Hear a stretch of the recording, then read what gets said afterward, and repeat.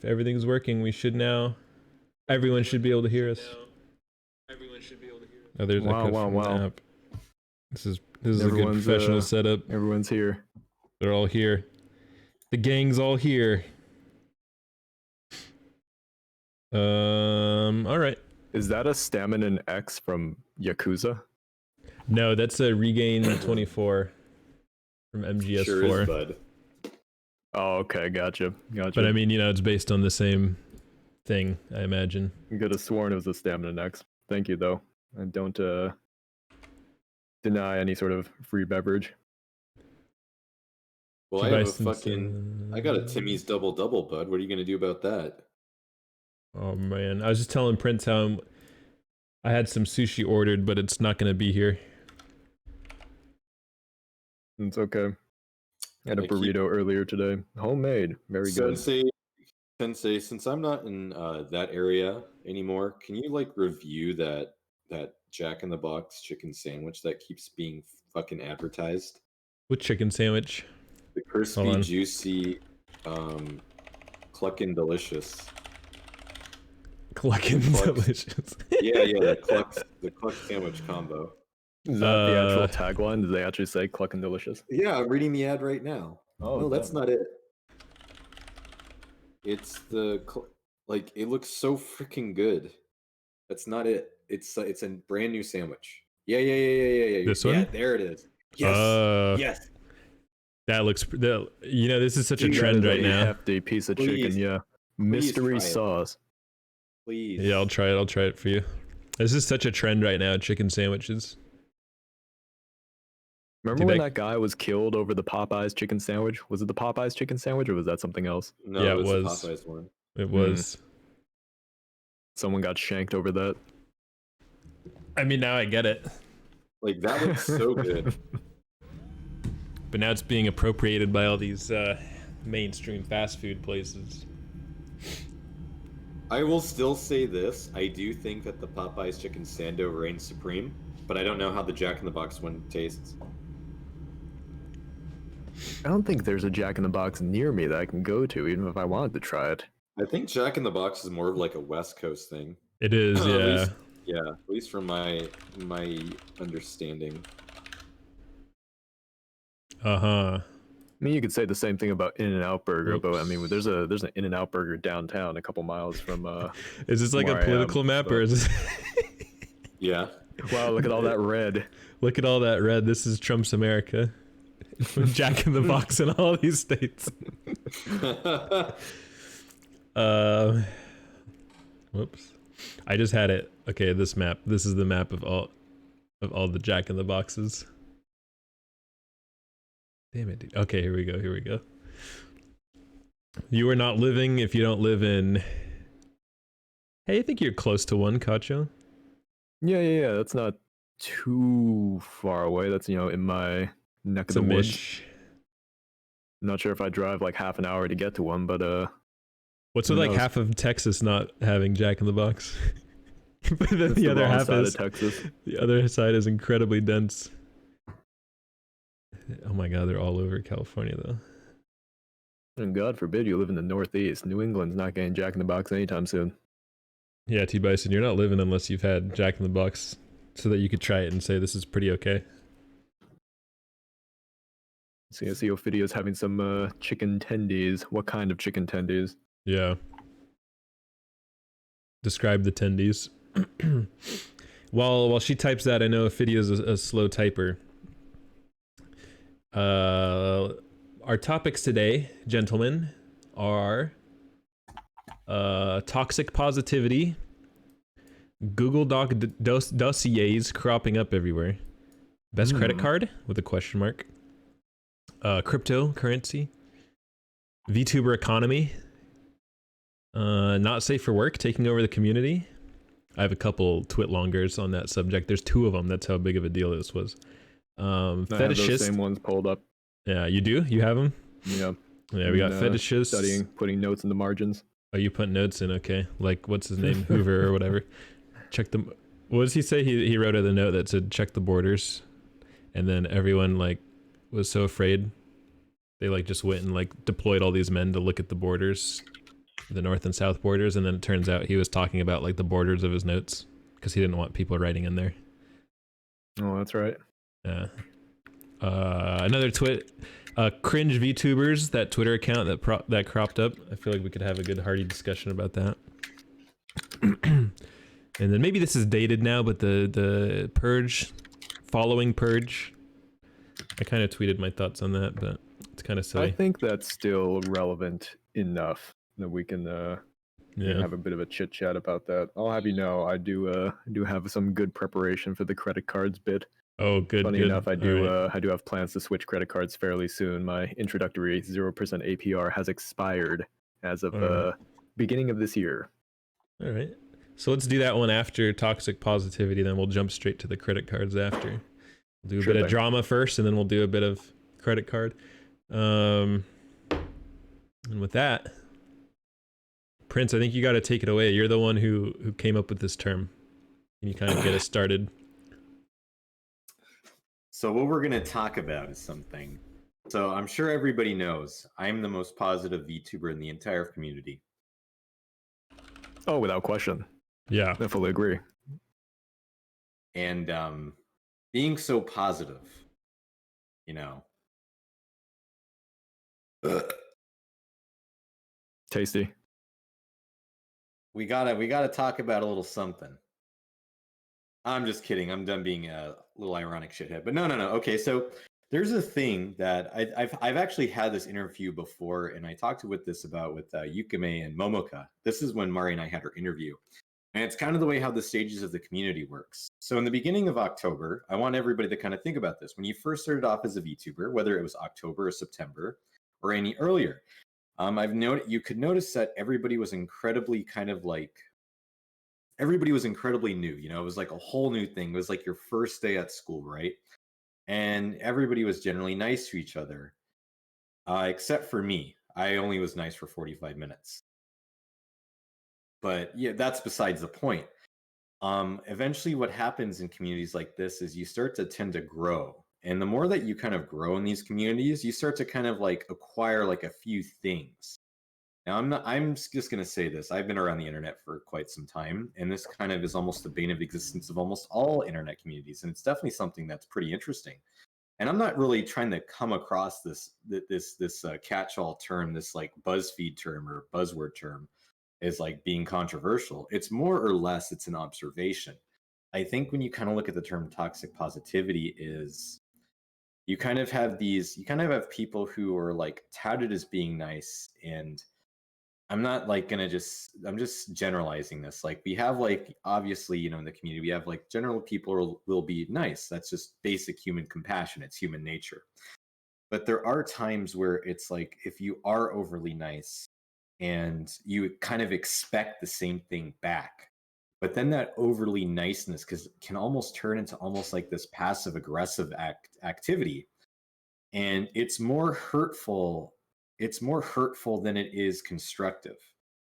Now, as somebody who's kind of built around with, you know, bringing people up, there's also other ways to go about this, but this is just how this community is going to work. There's unfortunately there's no way to like get out of this. This won't happen. This community is already headed for this. Wait, hold on. Before we start doomsdaying, what can you give examples of toxic positivity in case anyone's still on the fence, not sure what you mean? So what I mean is like imagine it's like somebody's done with the stream, right? And like say like they're like, oh, I really wish I can improve the stream. The first thing somebody's gonna do is they're like, no. You're so wonderful. You're this, you're that. You're the greatest person I've ever met in my life. This is true. And like it's like they were asking for like potentially like a legitimate like criticism. Like, what have I done? Like I'll take 5 billion shots at myself. Prince Reinhardt, what can you do? I can actually fucking debut. I can actually stream on a normal daily basis. I can actually practice art. You could debut on a daily basis too. I could debut on a daily basis. There's tons of shit that I know I can criticize myself, and I could be the meanest motherfucker in the world. But I think when it comes to these types of things, there are certain things where I think honesty is really just being a part of it. And when you do want criticism, I think it's important for both VTubers and kind of entertainments, because when it comes to the indie scene, we're indie for a reason. We don't have managers. We don't have things like Niji or like Hololive do, where you kind of have like that check or balances, unless you're kind of like you're already part of like a group of people who do this. Like, for example, I'm pretty sure if I asked Sensei or Kacho, they would probably basically tell me the same shit that I told me. Prince, you don't fucking stream enough. All you do is collab. That's literally it. You do bare bones shit like that. You did a lifting stream the other day that actually showcased off your intellect. Maybe that was pretty good. That was content. I was creating things. Oh, I didn't see it. But then, I know you didn't. I might have missed that one. Yeah, was that the one where you talked about why stretching was bullshit? Yeah. Never mind, I was in that one. Yeah, I was there. But yeah, it's like these types of topics that you can talk about, and this is kind of like what happens. It's like there's like certain types of constructive stuff that you can do, but it's almost like people, and this is kind of what I've seen. I don't have a problem with. You know what? I have one example. It's like a really minor one, but I'm gonna go find it real quick on my Twitter. It was now this isn't really like a super harmful thing, but it's the kind of thing that you are talking about. And I retweeted someone because they said something that I've been thinking for like months, and this was an issue that it was kind of like a little bit of a symptom of this problem. Let me find it. Where is it?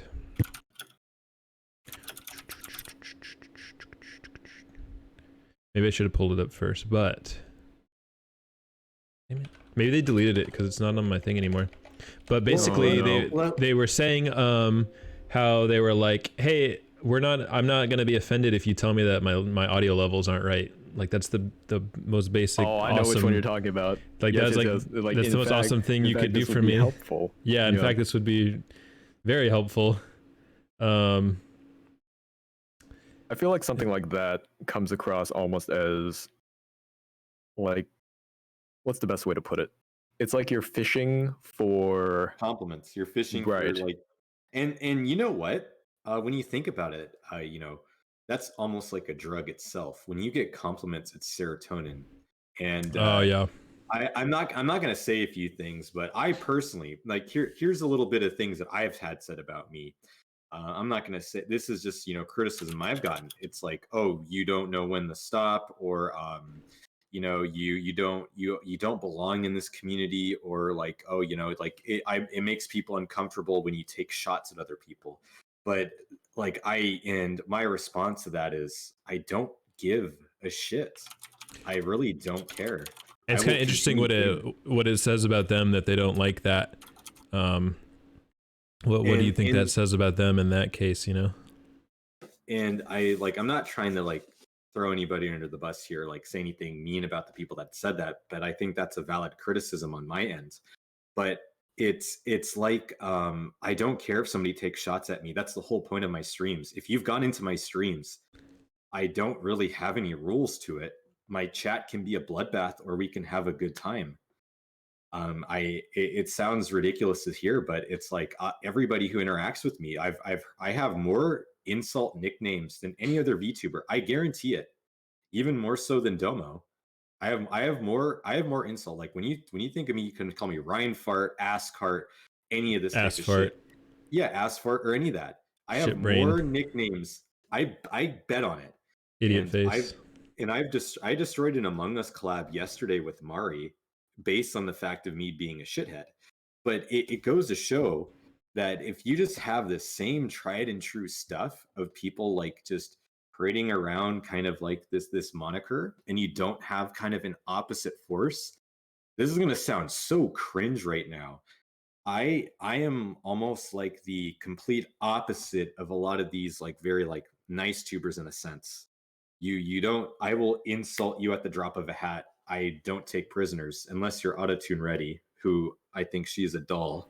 I think what's shocking to me is that anyone that complains about your shtick of doing that is like, if they look at the content of what you're actually saying, it's really never personal. Like you're really good at being non sequitur enough, or like insulting their, how do I say this? Like we're all playing character, or we're all kind of being characters as VTubers. Like sometimes we act like ourselves, but also we put things on the line differently because we're anonymous. You could say still. that he's hitting well above the belt. I don't think there's anything that's very Yeah, exactly. called for. So that's what throws me off when people say like, I don't think he should be doing that. It's like, what? He's just like the schoolyard bully. Like, he says the most ridiculous stuff, and then what's even more is that people actually like it. Yeah. And as I've said before, if someone has a problem with it, they should just DM him and tell him. And spoilers, guys, Prince would probably be like, okay, let's talk about it. Yeah, I would 100% talk about it. It's a little bit of a powwow. Oh yeah, and it's like I'm not gonna blow smoke up your ass, to be honest. I will be honest to you if you want me to. But that's probably the problem though. People do like kind of get off on having the smoke blown up their ass around here. No, because look at this. If you go back to the example where you said, okay, please tell us where the audio levels are, kind of off, because that lets us improve. That is one of the most milquetoast forms of criticism that you could like give somebody on their content, right? It's something that that everybody has, right? So it's not, you can't even say that's specific to yourself. So even if things do go a little bit sideways, you can say, okay, that's fine. Everyone has this issue, right? It's not me specifically. So it's almost like you're asking people to pull their punches almost, right? Yeah. But I've even had people get offended when I told them to, said, oh, your microphone's a little quiet. And their response was like, I know, and I can't change anything about it. And I was like, okay. Like when I stream with Mari, I'll fucking criticize her the hell and back. And she gets so wily with it. But that's a whole different thing. But yeah, it's like I'll have like schoolyard insults. And the thing is, when I'm on other people's streams, I'll have people that like to watch my streams so they can insult me and get a rebuttal back. Like, I'll try to be as quick as possible. And I'm always targeting those people. If nobody is trying to bring up their erection size towards me and want to throw their penis in my face, it's like I'm not gonna attack you. That's that simple. Like, people surprisingly enough, they want to be fucking bullied, and nobody in this community absolutely does it correctly. I'm gonna go off on the way and say this: I've never seen bullying done right, except when it's done for me, and that's me both being a narcissist and both saying the truth. Yeah, a little bit of conflict is like the spice of life, and like what good is the community if there's not a little bit of conflict?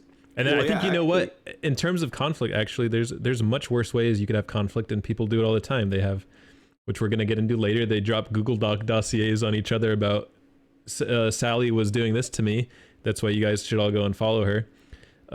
Or you could have conflict in the realm of this little Prince guy who comes up and shits on you in a tweet, and then you have to come up with something witty and you have to banter back at him. That's, I think, better conflict. Let me actually use this.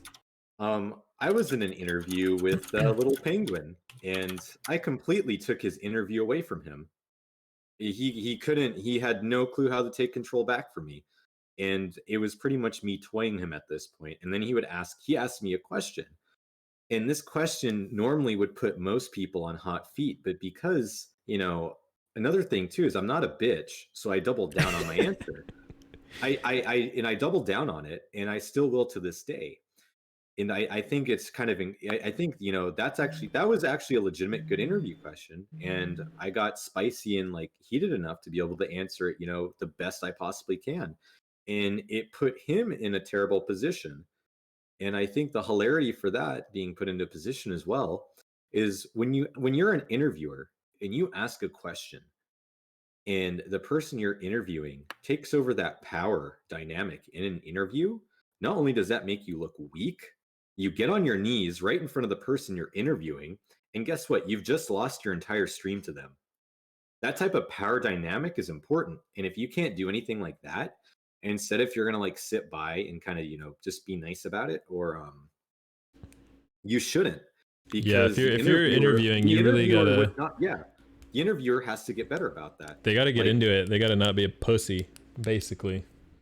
Yeah. And I'll tell. I saw one of those interviews, and it's just like, when the interviewer gets, okay, and then they're just being told stuff the whole time, and then they're hardly asking the questions.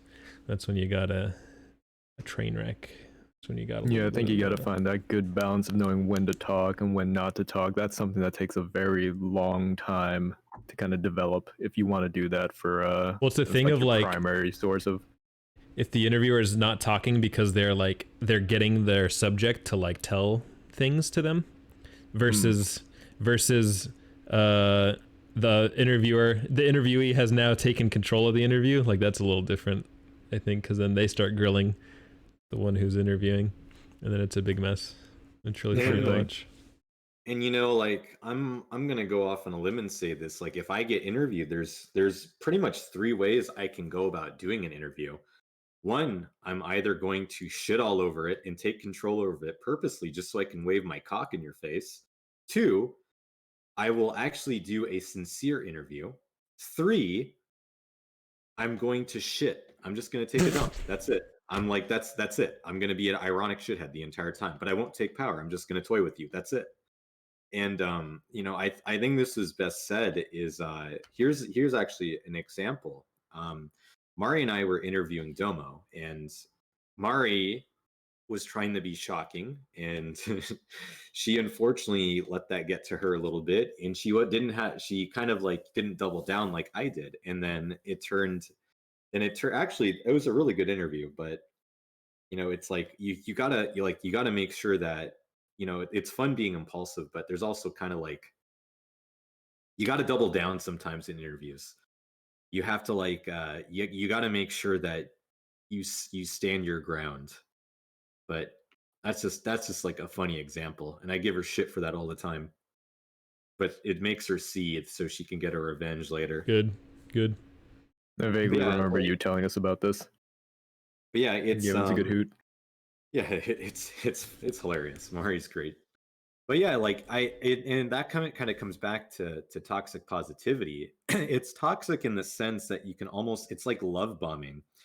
There's a time and a place for it. Like here's an example. If you go to a VTuber who you expect the entire time to just, you know, get talked about and like, oh, you're so wonderful, oh, you're so wonderful, that compliment is eventually going to turn stale over time. It's like a drug. It's like what Sensei likes to do when he parrots around his caffeine ideology. Yep. Not and it's like the more compliments you get, you end up kind of just taking it, and you get kind of dry about it. But then when you go up to me and I tell you you look like a shithead or you look like a dumbass, like you're gonna be like, what the hell? Did he actually tell this to me? Like I will go on Twitter right now and I will tag a random person. I'll tell them that I think they're a piece of shit. They're probably going to get into a fight with me. Do it right now. I will. Hold on just a little bit. I'm going on a tangent here. But it's like you have that type of stuff. So now you have this you know, like this constant thing. And I'm going to go off on a limb here and say this again. There's nothing wrong with it. Like if you want to compliment, by all means. But don't expect me to do it. And I think it kind of goes to show. Yeah, but sorry, T Bitchson, you're not worth my time. But but yeah, it's kind of like that.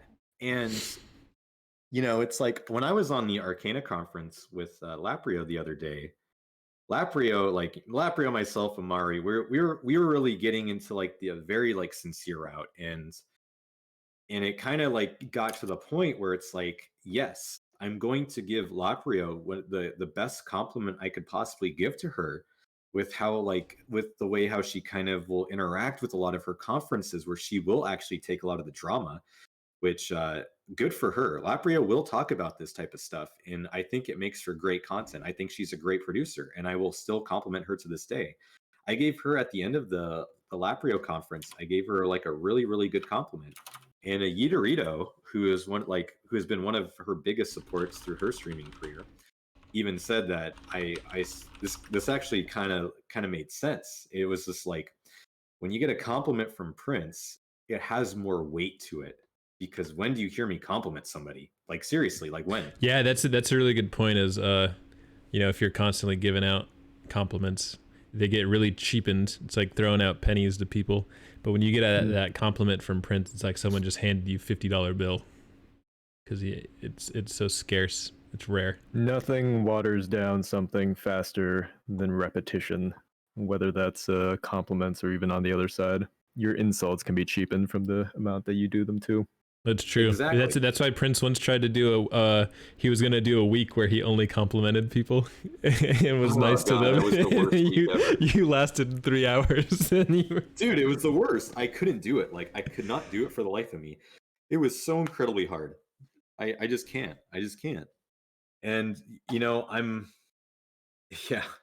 It was literally the worst thing ever. And I think, another thing is I'm gonna now go into kind of like theory crafting, and then I'll like I want to give Wait, the hold on. floor I want to to- dip into something here that just Hold on, appeared in my head. Wait, let me I was actually gonna about to put it to you in Kacho's kind of corner after I kind of finish with this. All right. tangent. I'll just take a note of what I'm gonna say. And before I kind of give it off to Sensei and then Kacho to kind of talk about this more, because I've been going off about this, is like another thing too is there will be eventually a point in this community where you'll be seeing people drop, and they will no longer be indie VTubers. They will be consumers towards other people's content. You don't see this veil, but it's the truth. Yeah, we've talked about that in the very beginning of us doing this. We've had that I think that's going to be a discussion. very good segue into our little discussion about the VTuber economy. Mm-hmm. I want to save that for later. Go nuts. Yeah, what you just made me think of, I think what gets me about the quote toxic positivity is if it becomes someone's brand of content. Have you guys noticed this? Do you know what I'm talking about? I can elaborate. I have a feeling I do, but I'll let you finish just in case that we might not be on the same wavelength. Yeah, like it kind of becomes their thing, is that they're always posting these things where they tag everyone, or they always say I love this person. And then I got into it once when I kept I was just like, this bug had infected me, or I just wanted to, like, every time someone was close to like 100 number, I'd be like, go promote that person, they're almost 700 followers, oh shit, everyone go follow them. And then it works, like they actually end up hitting that number, and then then there's someone else that is really close to like 800, and I'm like, oh my god, everybody go follow this person, they're almost at 800. And then I did it like 3 or 4 times, and I was like, this is kind of getting too much, this is kind of silly. And if that's like all your content is, then the problem with that is that it's kind of like it's content that doesn't really how do I say this, it doesn't really help anyone be a better VTuber. It kind of just like, it's like it's almost like masturbatory, and then masturbating with others, and it kind of, it doesn't, it's very easy to come across as a very big circle jerk. It's Everyone's just it's constantly very spewing praise and looking for their egos to be that's stroked, exactly it. Yes, that's exactly. And you hear this this complaint all the time from people outside of this community. They say this VTuber community is just a big circle jerk, which I think is like, that's not entirely true, but there's like aspects of it. And then this, I think, this is one of them. This is where it comes from.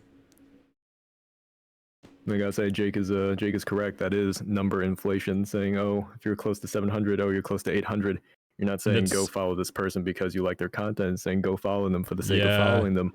And that's a really good lesson, because I was talking about this recently too, but I guess we'll get into it later with the follower purge stuff. I think inflation is not a good thing for your social media accounts, but we could talk about that later. Mm-hmm.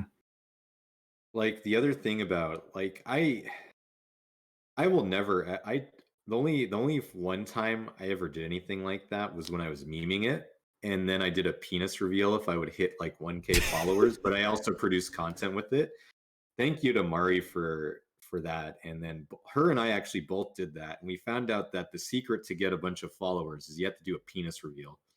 Because I think the picture of a big phallic object in the VTuber community is a very powerful indeed. That's just my 2 cents. It's so powerful. It's just so strong. Indeed, it is. It's so. But yeah, that's like my thing on it. Yeah, it was. See, that's the thing. Like, I'm telling you that like Mari and I, myself, and also Kieran the giraffe, like we were all telling you, if you follow, like if we hit like 1K, and the thing is, I was only 3 followers away from 1K. Like I didn't even need to tweet that out to hit it. And I didn't really give a shit. I don't care about my numbers. I'm just here to enjoy myself and have fun. And hey, if it works out, it works. if my brand, quote unquote, my brand, if my brand works and it works, and that's the whole thing with it. But I also produced quote unquote content, and I'm like, I think when we talk about the VTuber cringe account, I'm gonna talk about how there's a part of me that wants to kind of like wave my trolling dick on it really badly and just start like pulverizing it to oblivion. Not just because it's me like doing a good deed. It's more like me being like, God damn it, why haven't you posted me yet? I'm fucking pissed. But yeah, no, that's just a little 2 cents on that. Yeah. I think Index in chat says, let's face it, we're the horny community, not the VTuber community. We'll get to that very, Yeah, that is a very topic. soon. I just added that to the with note to not make safe sure. for work content. Yeah. But first, because we're gonna shift gears pretty dramatically here, if we go into credit cards. No, are we done with? Are we done with? That's what I was gonna say. positivity already? I was gonna say, how much do we want to say more on this subject, if anything? Maybe I think we could I reach think I out. said it. I don't know. Does Chad have any questions for our opinions on this? Because I'm pretty much like, Or throw in your own opinion. I saw some Yeah. very good opinions in there. we've all been in lockdown too long. Yep, the horniness is killing some people. I'll kind of dive into it too, because I think a lot of people picked up VTubing and streaming because of the lockdown, and I Yeah. think it happened at kind of a very precarious time. And when real life resumes, we'll be seeing a lot of changes. Oh, I'm waiting for the VTuber meetup. It's gonna happen. VTuber I'm con. waiting for the market crash. I can't wait for it. Once folks are able to, go outside again, you're gonna see a lot of numbers start to fall off real quick, right off a cliff. That'll be interesting though, because it'll be kind of a little filter, like who's still sticking around after. Mm-hmm. VTuber recession. This is another topic. VTuber economy. The VTuber bubble. When's it gonna burst? Oh, it's coming soon. It's coming soon. Not to be doom Bigger than posting the- or anything, but it's around the corner. Bigger than the .com boost. I mean, burst. Bubble burst.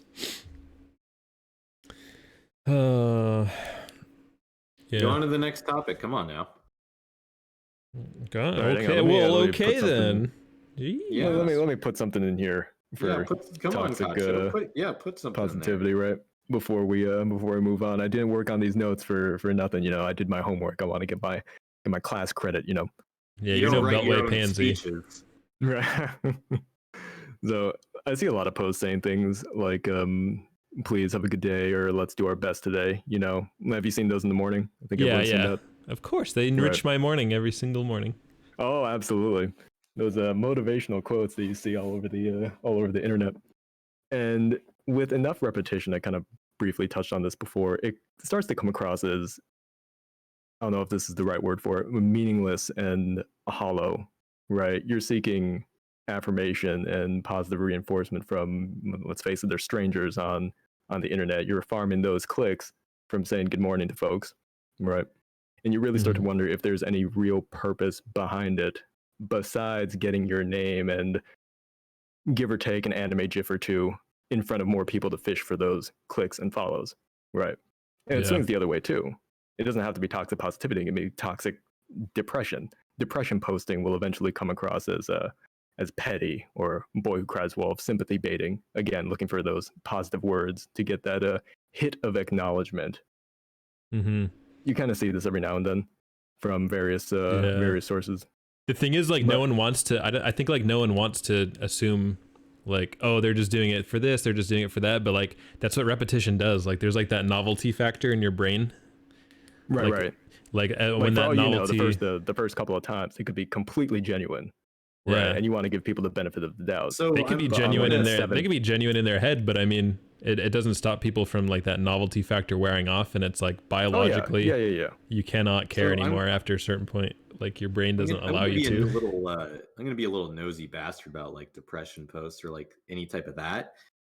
Generally, when I see that, and it's with VTubers that I have a good rapport with, or I do have, oh my gosh, Prince Reinhardt has a heart, or if I do care about, I will reach out to them personally and I will try to get them to talk to me, even if I'm in a state of my own like personal like dieting where I'm almost like a zombie about like when it hits 10 p.m. onward. But I always try to, like, I think the best way of getting rid of any type of mindset like that is you either kind of, do something fun with that person and just try to be a friend to them, or, you let them kind of talk out their issues, because I think that's a healthy manner about doing this.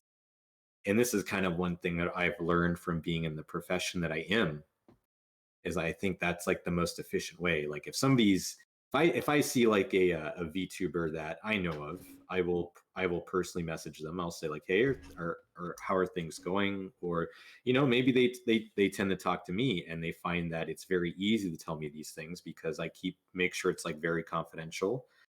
And they find that, that they know they know the dare behind the Soon of Prince Reinhardt, and they know that I'm a person they can confide in. And I think that that's incredibly important. And generally what that can cause is you can definitely see their posting rate of that type of stuff kind of plummet a little bit, especially when you can get them in like a fun collab that they can do where they can kind of enjoy themselves and they don't have to put the bear of the stream on themselves, and they can kind of like do art or something.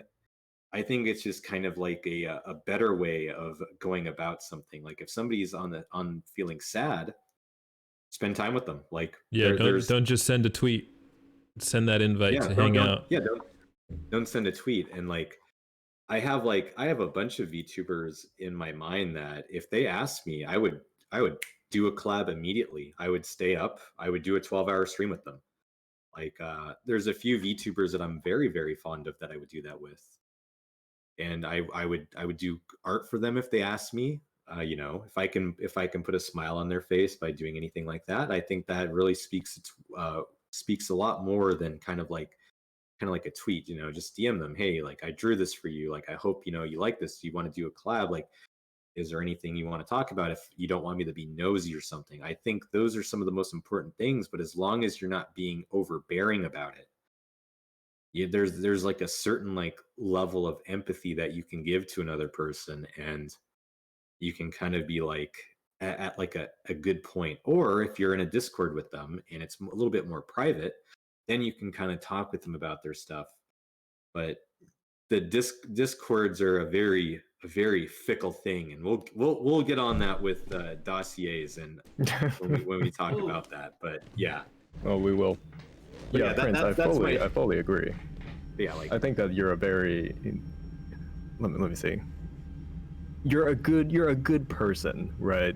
To be able to support other people that you know. I think anyone that's willing to lend that support to somebody in their time of need is a good person. You're the real MVP. I'm just saying that letting people know what's going on is one thing, but when depression posts become regular, it starts to provide no real benefit. Like it's diminishing returns.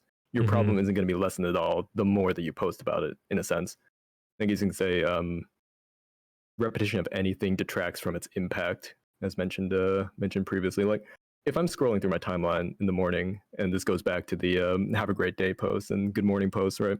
I'm looking at these shitty dime a dozen Instagram positivity pages that spew out inspirational quotes, and it has roughly the same effect. There was I worked at this office, and this dude got moved into our department or something. I don't remember. He was like, or he had like a new position or something. He was fairly new, actually, I think is what it was. And he decided he was going to do a motivational quote of the day, and he was going to email that to everyone in the company. This was only a company of like 150 to 200 people. I'm sure that came across very well. Yeah. So, and I was like, yeesh, because like just keeping that up every day, I already knew that was going to be rough. So sure enough, after like the first week of doing this, he had to stop. But just think of, it's so painful to think about it. Okay, so like, think of everything that goes into this. So you announce to everyone that you're going to do this commitment, and it's a little bit beyond your scope to really do. Like, can you really find a motivational quote every single day and email it? And then does everyone really want to read a motivational quote every day? Yeah. And then there's going to be people who genuinely like it and will respond, and then there'll be those who who want to respond because they appreciate this guy's doing some extra work for everybody's sake. And then there might even be those who just respond because of it. And then like as it drags on and the novelty wears out and everyone's tired of seeing the repetition, there's still going to be people who respond because they're like, oh, well, he's still doing it. I guess I'll respond and tell him, hey, good quote or something. And then if they don't respond, then he's probably thinking in his mind, am I still sending good quotes? I'll keep sending more quotes every day. That's what I should do. And it's just, it doesn't help anybody at the end of the day. Maybe monthly quote. Maybe that'd be better. Yeah, Hyoko, I think you touched upon an interesting point there, because forcing positivity when it's not natural, it's gonna show. Like when it's not real, it kind of leaves that bad impression, because you know that the reason that they're doing it, and this is specifically in the sense of Twitter, this isn't directly related to that guy at your at the company, right? And just to clarify that, the reason that they're doing it is because they think it'll get them clicks and views, and it's all a show, right? So that disingenuity, not sure if that's the correct way of going about it, but that sense that it's not real. Let me go on a limb here, and I gotta give incredible like compliments where compliments are due. I'm gonna shout out this one VTuber just for the sheer genius of this. I think that Sister Abigail is a genius with the way how she does a lot of her tweets and everything like this. Just like the psalm usage and everything that comes out of her. Every single time I read it, I like go like, oh, she's hitting it out of the ballpark again. And she's like, she knows how to utilize this in a very, very productive way. And I think kudos to her for kind of doing that. Just putting that out there. No, I agree. I was gonna look through her tweets real quick to see if I saw anything. Yeah. Sister Abigail knows how to kind of take pretty much what we talk about, and she utilizes it for content creation that just fits perfectly. And genius. She's genius about it. I'm just gonna go say that. Yeah, She's like she definitely can one of my do. favorite- Oh, go She's on. definitely one of my favorite VTubers. Cause she Yeah, I does think there's stuff certainly like a correct way and an Mhm. incorrect way of going about this, as there is for everything. There's always exceptions to the trend. But yeah, I agree with Ophi. An I was gonna emotional support bring that up VC. about Ophi because she was telling me, we are talking about this on her stream. I know someone like this too, where her and this other person I know kind of grew up in a household where their parents told them not to show emotions, and that's bad, and their parents might even have kind of a angry response to them, like crying when they're supposedly not supposed to, and how that can raise you. Yeah, and actually, on top of her having kind of like that, Star, she actually had a stream where they would bring people on and they kind of they would talk about things. And I think when VTubers start kind of like branching towards things like what Ophi is doing or what Star told me that she did, I think you can provide something that's very needed.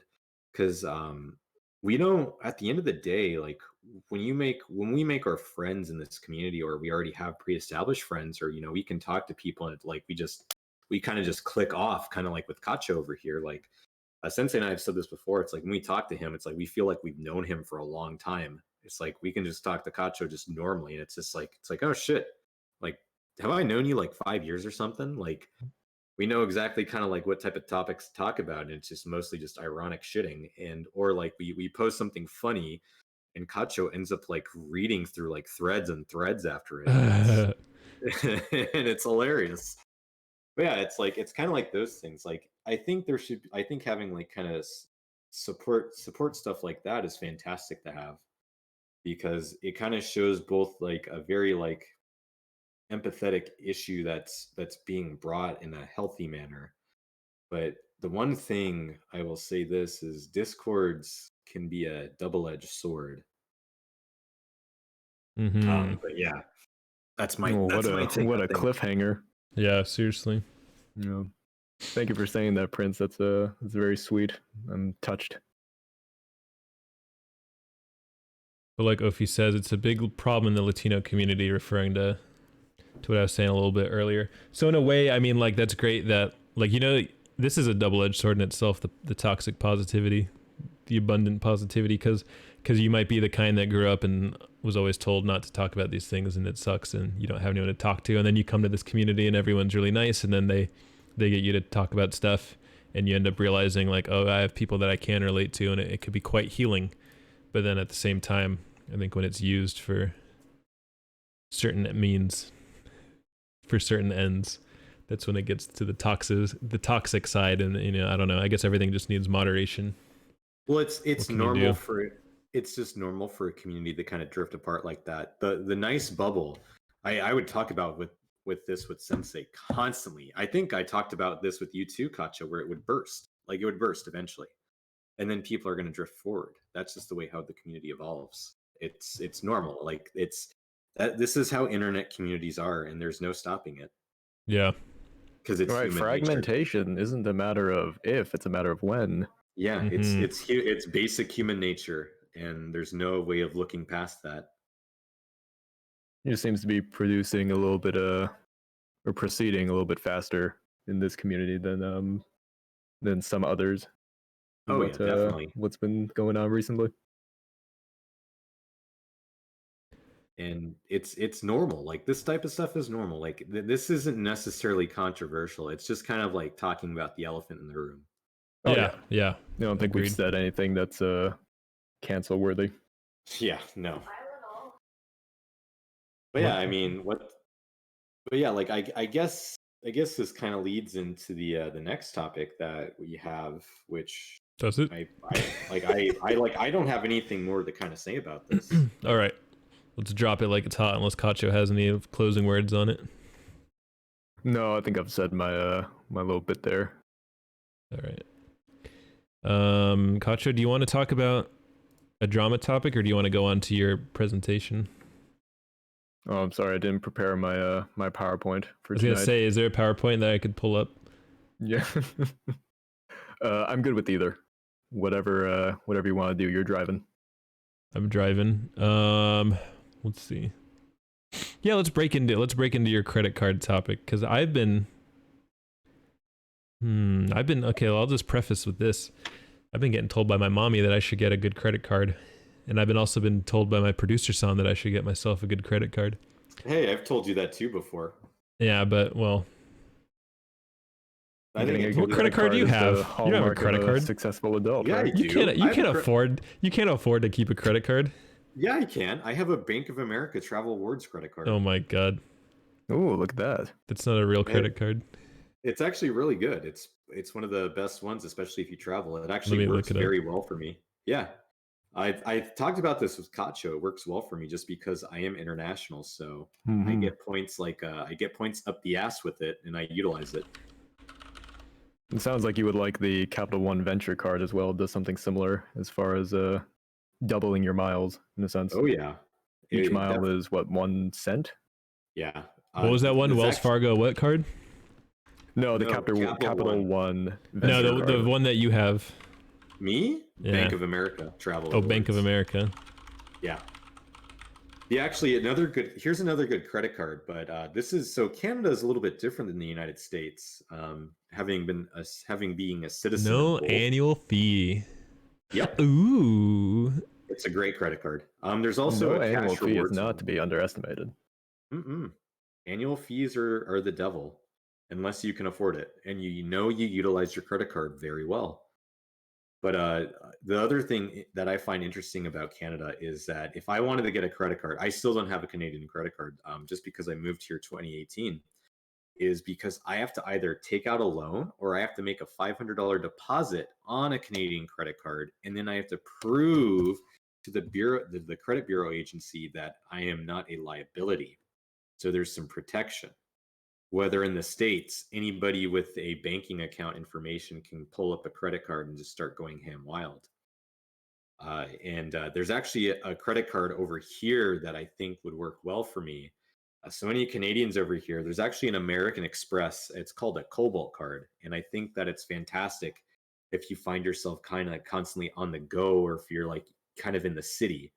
So that kind of card would work out well for me just because of the area that I'm in. But Mhm. that's just for any Canadian viewers that I have. It'd be an easy way to kind of rack up credit. Otherwise, if you can get like either Tangerine or Simply here in Canada, then you have yourself a great banking structure that does not require any fees for having a checking account. And also, I think Simply has a fantastic credit card as well, which is cash back. I am a big fan of the cashback cards. We'll talk about that very soon. Oh yeah, All Bank right. of America actually has the equivalent to the same thing with the travel rewards, and I think that's a great credit card to have as well. But Are you talking about the Bank of America Cash Rewards card? yep, Shit, that's on my short list. All right. Damn. Kacho, bring out your list. I'm ready to come break on, it down Kacho. like I'm 10 years old and I need a credit card. Already. Tell me what I need My to look top up credit to on the cards. screen if I need to. Okay, sure thing. Now, see, these cards focus primarily on cashback because I know that for Prince, he does a lot with travel, right? Hyoko, I think you're a bit of a mixed bag as far as what you tend to focus on. My main focus is cashback. When I spend money, I want a little bit of it back in my pocket, you know. So as far as this goes, it would be City Double Cash, right? The Capital One Venture, the Capital One Freedom Unlimited, and the Bank of America Cash Rewards. Capital One Freedom Unlimited, that's the one that I currently have, right? And it was fantastic for the past year that I've had it. But once the introductory offers tend to wear off, and I'm not sure if they even do the same introductory offers that they used to, it becomes very average, right? Because the whole reason that I got this one in particular, I think late 2019, if I remember right.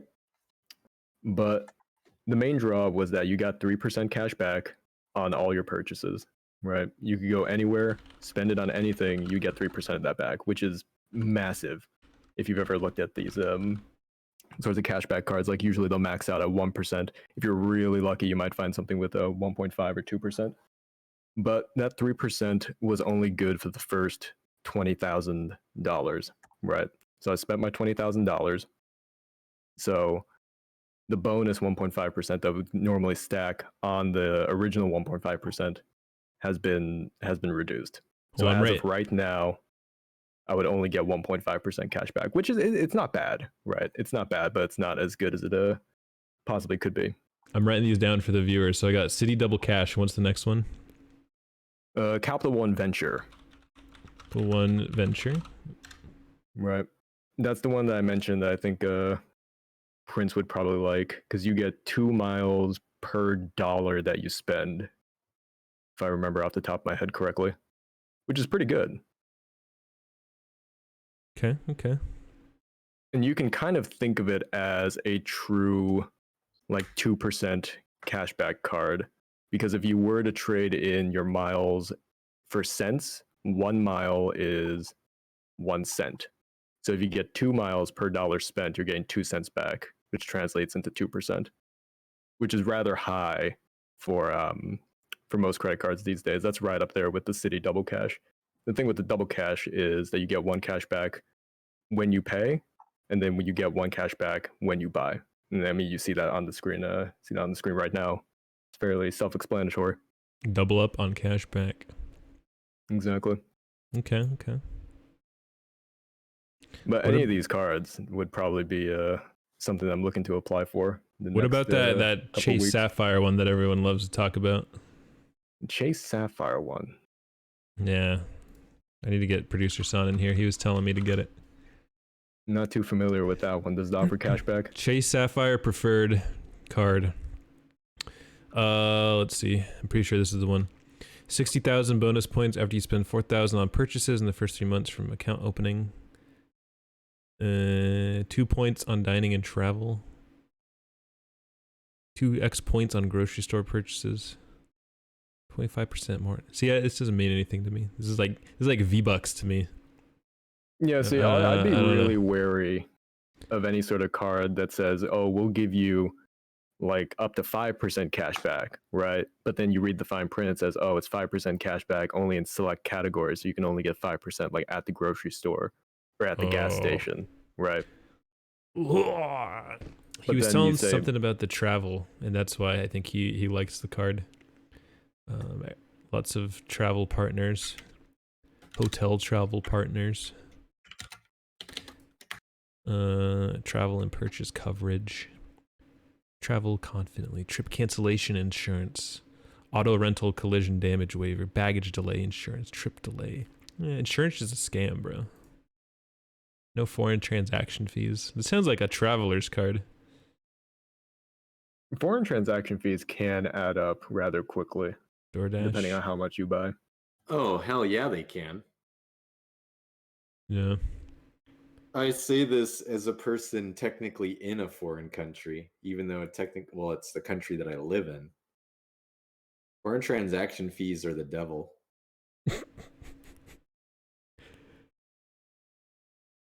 I don't know how much I spent on foreign transactions when I was in Sweden. It was a mistake. I will say this about the My- Bank of America Cash Rewards card that that Prince had mentioned previously. It's like the yin to his yang of his travel card, right?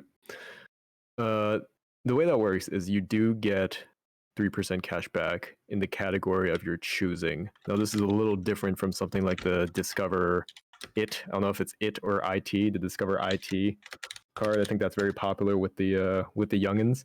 It's one of those cards that's like it's really easy to get approved for. So, to Bison, if you were looking for a really low threshold of entry credit card, just to like have that piece of plastic in your pocket in case you had to buy something, Discover IT, it's targeted at students, right?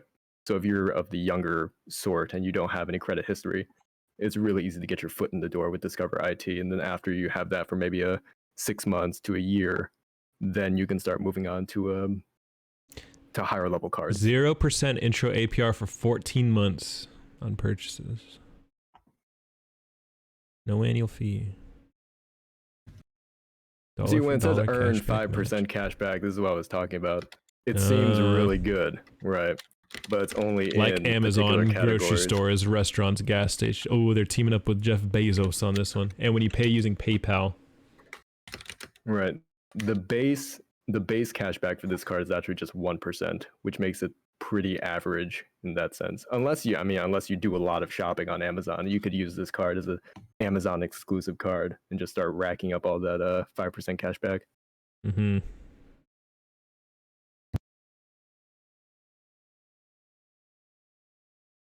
Yeah, but can you get a picture of Remilia on your credit card?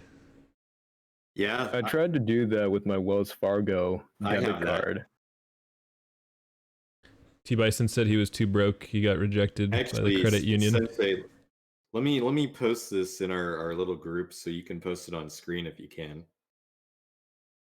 I have a Okay. picture of my Remilia. Let's get it. Get it. Come on, where are you? Where are you?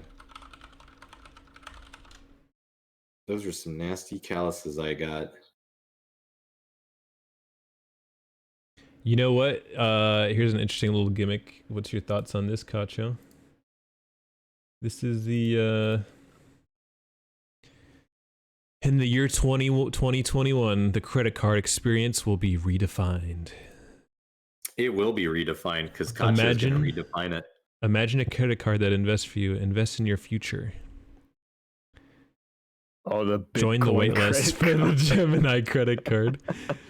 Spend this USD. Is like one of those, this is like one of those cards where it'll round up the dollar amount that you spent at the grocery store and then put that into like some penny stock that you have chosen out, right? I've seen ads for those. So if you spend like $2.96 and that 4 cents is automatically going to go into your quote unquote investment portfolio. This sounds a lot like that. Kind of literally, because it crypto. says spend USD and earn up to 3% back in Bitcoin or other crypto. Yeah. No exchange fees on crypto rewards, protected by Gemini's industry-leading security, available across all 50 states. There's not very many benefits if you're going to do the bootstrap and have the icons, and one of your icons is above available across all 50 states. You might not have that many benefits.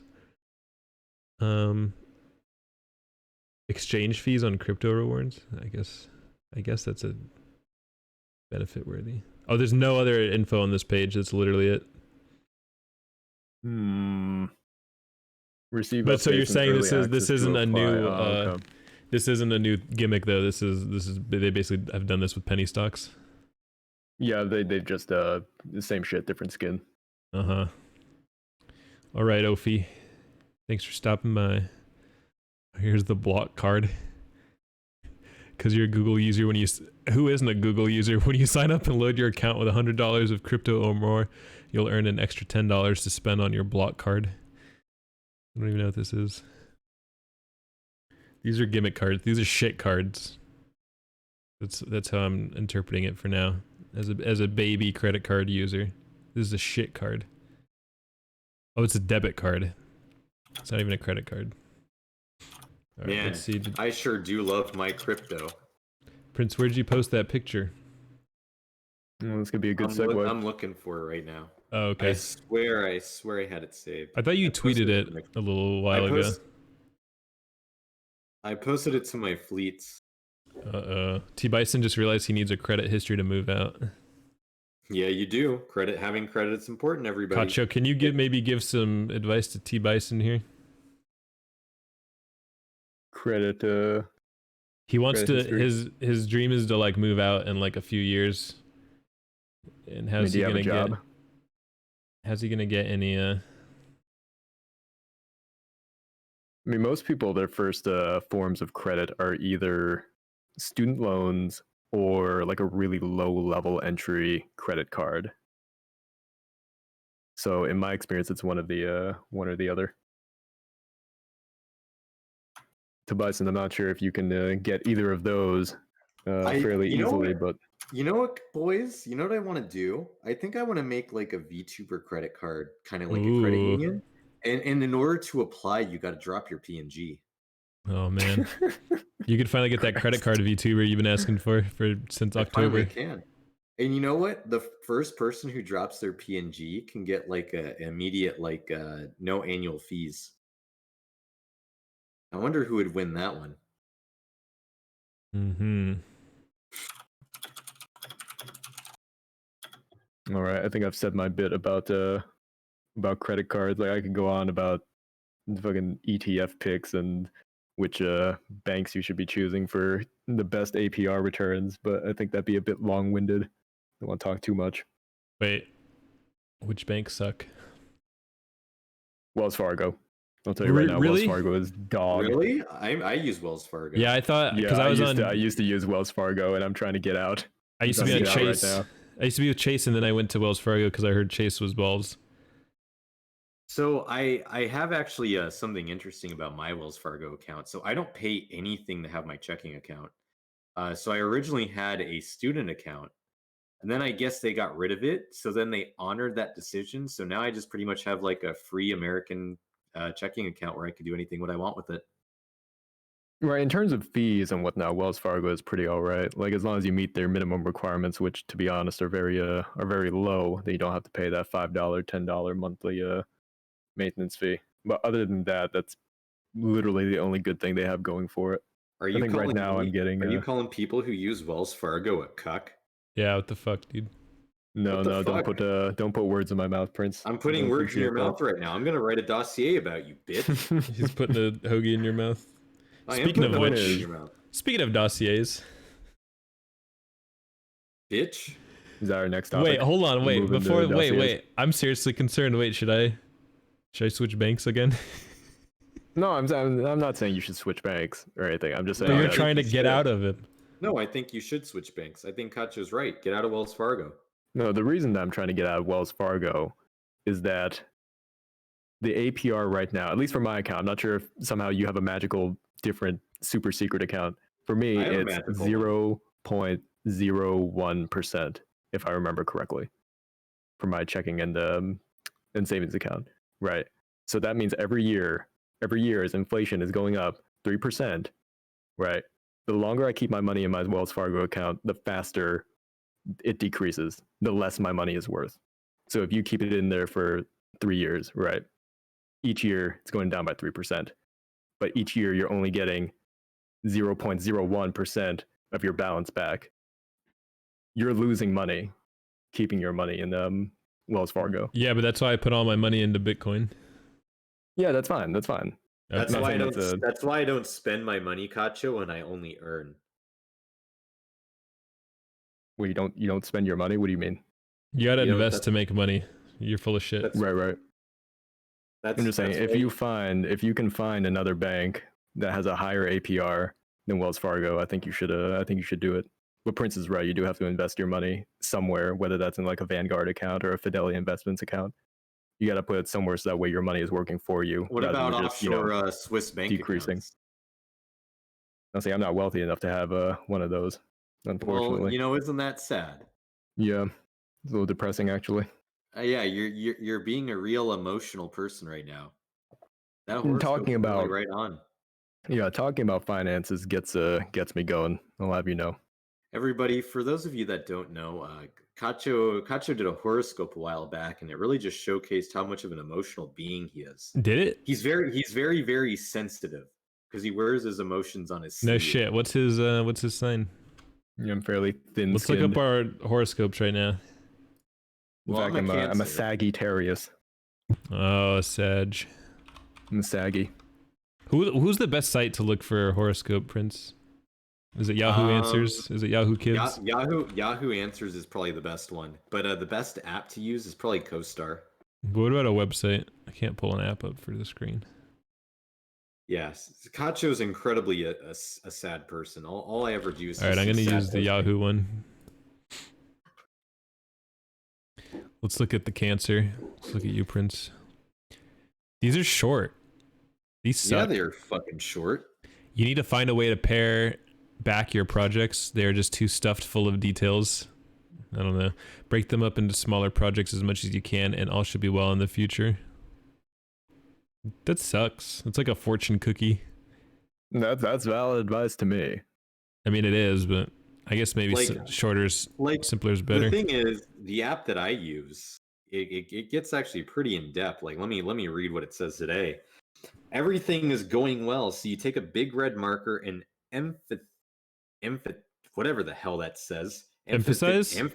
No, emphatically. Emphatically? Emphatically. Yeah, that word. Okay. Weirdly wise. Emphatically circle the tiniest trace of discord. Why are you so scared of rejection? Don't make a mess of your current relationships by serving without limit. You can get what you want unless you know what to ask for.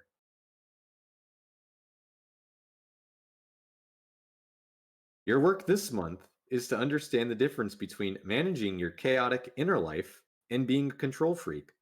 When you overestimate your own power, you undermine yourself. Very wise words, everybody. Mhm. Wise words indeed. You want to Must hear be- some even wiser words though? What are they? All right, I'm gonna tell you on a little industry secret here, right? If you want a bank that can at least keep up with inflation, right? Somewhere that you can just keep your money before you actually move it to an investment account, right? I'm gonna tell you something that's gonna blow your mind. Okay. Oh, what is it? Everyone in chat, if you don't have this bank account open, I do strongly urge you to at least check it out. Prince, this goes for you. Hyoko, this goes for you. Go look at HM Bradley. Okay. You go to HM no. Bradley, you put in as long as you have some sort of direct deposit set up with it, right? The highest tier that you can earn back is 3% APR. 3% APR is wild. Wait, this is APY. APY, excuse me, sorry. What's the difference? 3% APY means annual percentage yield. That means every year you're going to get 3% of your bank's balance back into your bank. And that's thing as a with H.M. thanks for Bradley- using them. Right. So with HM Bradley, they pay out every month. Right. So every month you're getting, like, depending on how much you have in there, maybe like $30, $40 just for having the account with them. So you're So saying even I if you need keep it to there long term. Yeah, go ahead. I should put all my money into this bank. Me too. I'm gonna do this as well. I've been moving my Wells Fargo funds from Wells Fargo to this bank. Dude, we should do it. We should all go down together if this thing buckles. but it's You know, not just gonna, right? think of it like a shell company. It's just holding your funds until you move them into a investment fund. Like a big shell. Big shell, exactly. You gotta get to strut C. This is big boy stuff, man. Thinking about banks and stuff. Holy shit. No, this is good. Do you want to outpace inflation or do you want to be left behind? The No, I choice don't. is up to you. You know what? I don't want fuck to be left inflation, behind. dude. I don't either. No, I don't want to be left behind. I think I'm gonna think apply 3% now. every year. I'm applying talking now. From a, hey, talking from a Bitcoin person who doesn't want to be left behind. I mean, isn't that kind of the norm? Yeah. You gotta get that FOMO going on. How do I get to Yeah, be I don't tier want- one? You have to be Cacho because Cacho clearly created this bank and he's trying to siphon. I have money to out of save us. 20% of what I bring in. I mean, are you a big spender, Hyoko? If you are, this Kinda. might not be for you. They Kind of call lately. them money bags. They call them sensei money bags. Yeah, I He's supply heading out to Prince the with all club of every his shit. weekend, making it rain. You I better believe could it. be pretty frugal. Is The big frugal the right problem word? with Sensei. Sensei is kind of a minimalist. I have only so one it's very- problem. Tell it to me. You're a minimalist. Yeah. In Sensei, you have to start living within your means. Oh, I live in my Sensei So means. flexing is important, but you Sensei gotta consider doesn't- what's the important thing to with- you. Well, Sensei doesn't like. Sensei lives below his means. Yeah. He's the type of person that gets money and doesn't know what to spend it on. I was having anxiety because I had too much money in my account and I didn't know what to do with it. It just felt wrong to put it all into savings. I'm suffering from success. And now I've like been giving it to Prince practically and myself and became a streamer. And I was like, I had a Microsoft Surface and was like, this is my only computer and I'm never gonna get a gaming PC ever again. I'm gonna get rid of my console soon and I'm just gonna do one thing. And then all of a sudden we had this idea and now I have a giant computer with a bunch of shit in it. But you know, I'll Lucas chase a is good asking idea. what I'm invested in. Give you a brief overview, but I don't want to get too far into it. I think that's we'll save that for a different podcast. Wait, hold Well, on. I to got to keep it get through short. these horoscopes. Saggy, your philosophical leanings are enhanced now, but don't expect any major breakthroughs. Sometimes the intellectual journey is more important than the destination. Enjoy it for what it I is. have been feeling philosophical lately. This is true. Yeah. That's so me. And Index wanted You're me to getting read hers. emotional again. Calm yourself. Index, try to avoid committing yourself to anything long term. Your energy is best spent on regular daily projects, and you should try to defer any new agreements for a few days. Yeah. All right. So it's telling you to flake. Yeah, basically. What about mine? Let's see. It's time for you to try something really new, maybe something you've been putting off for years. It's sure to go better than expected, and you may find yourself moving toward a whole new life. Dude, Libra advice is always like, go do something crazy and new. Just drop everything you're doing and go do something else. And that's how I Go pretty much live feral. my life. Yeah. Go stupid. Go crazy. Go bonkers.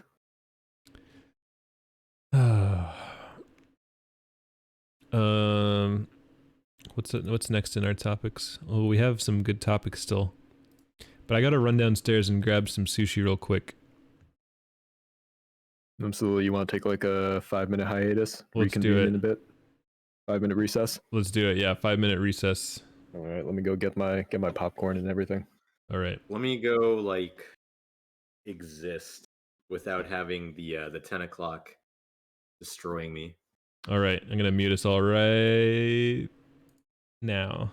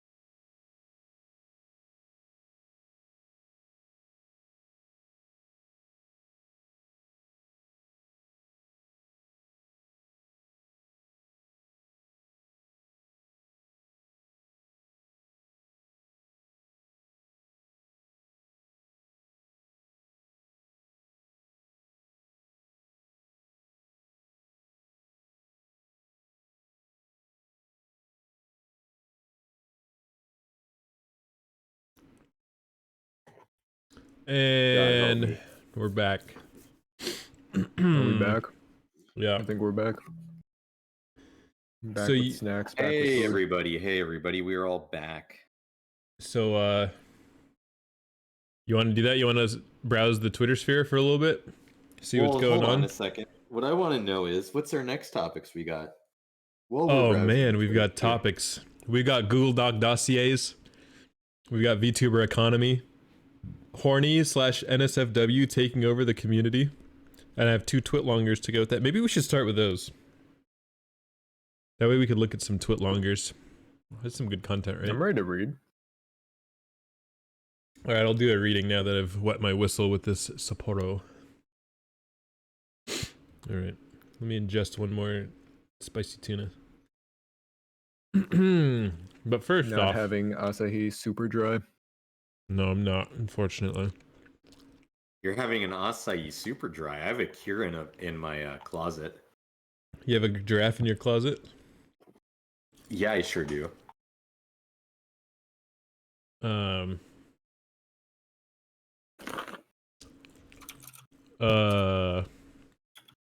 Oh yeah, so have you guys noticed lately people having a negative reaction to all the amount of horny and not safe for work that gets posted on Twitter? Yeah, Hyoko, I think we were talking about this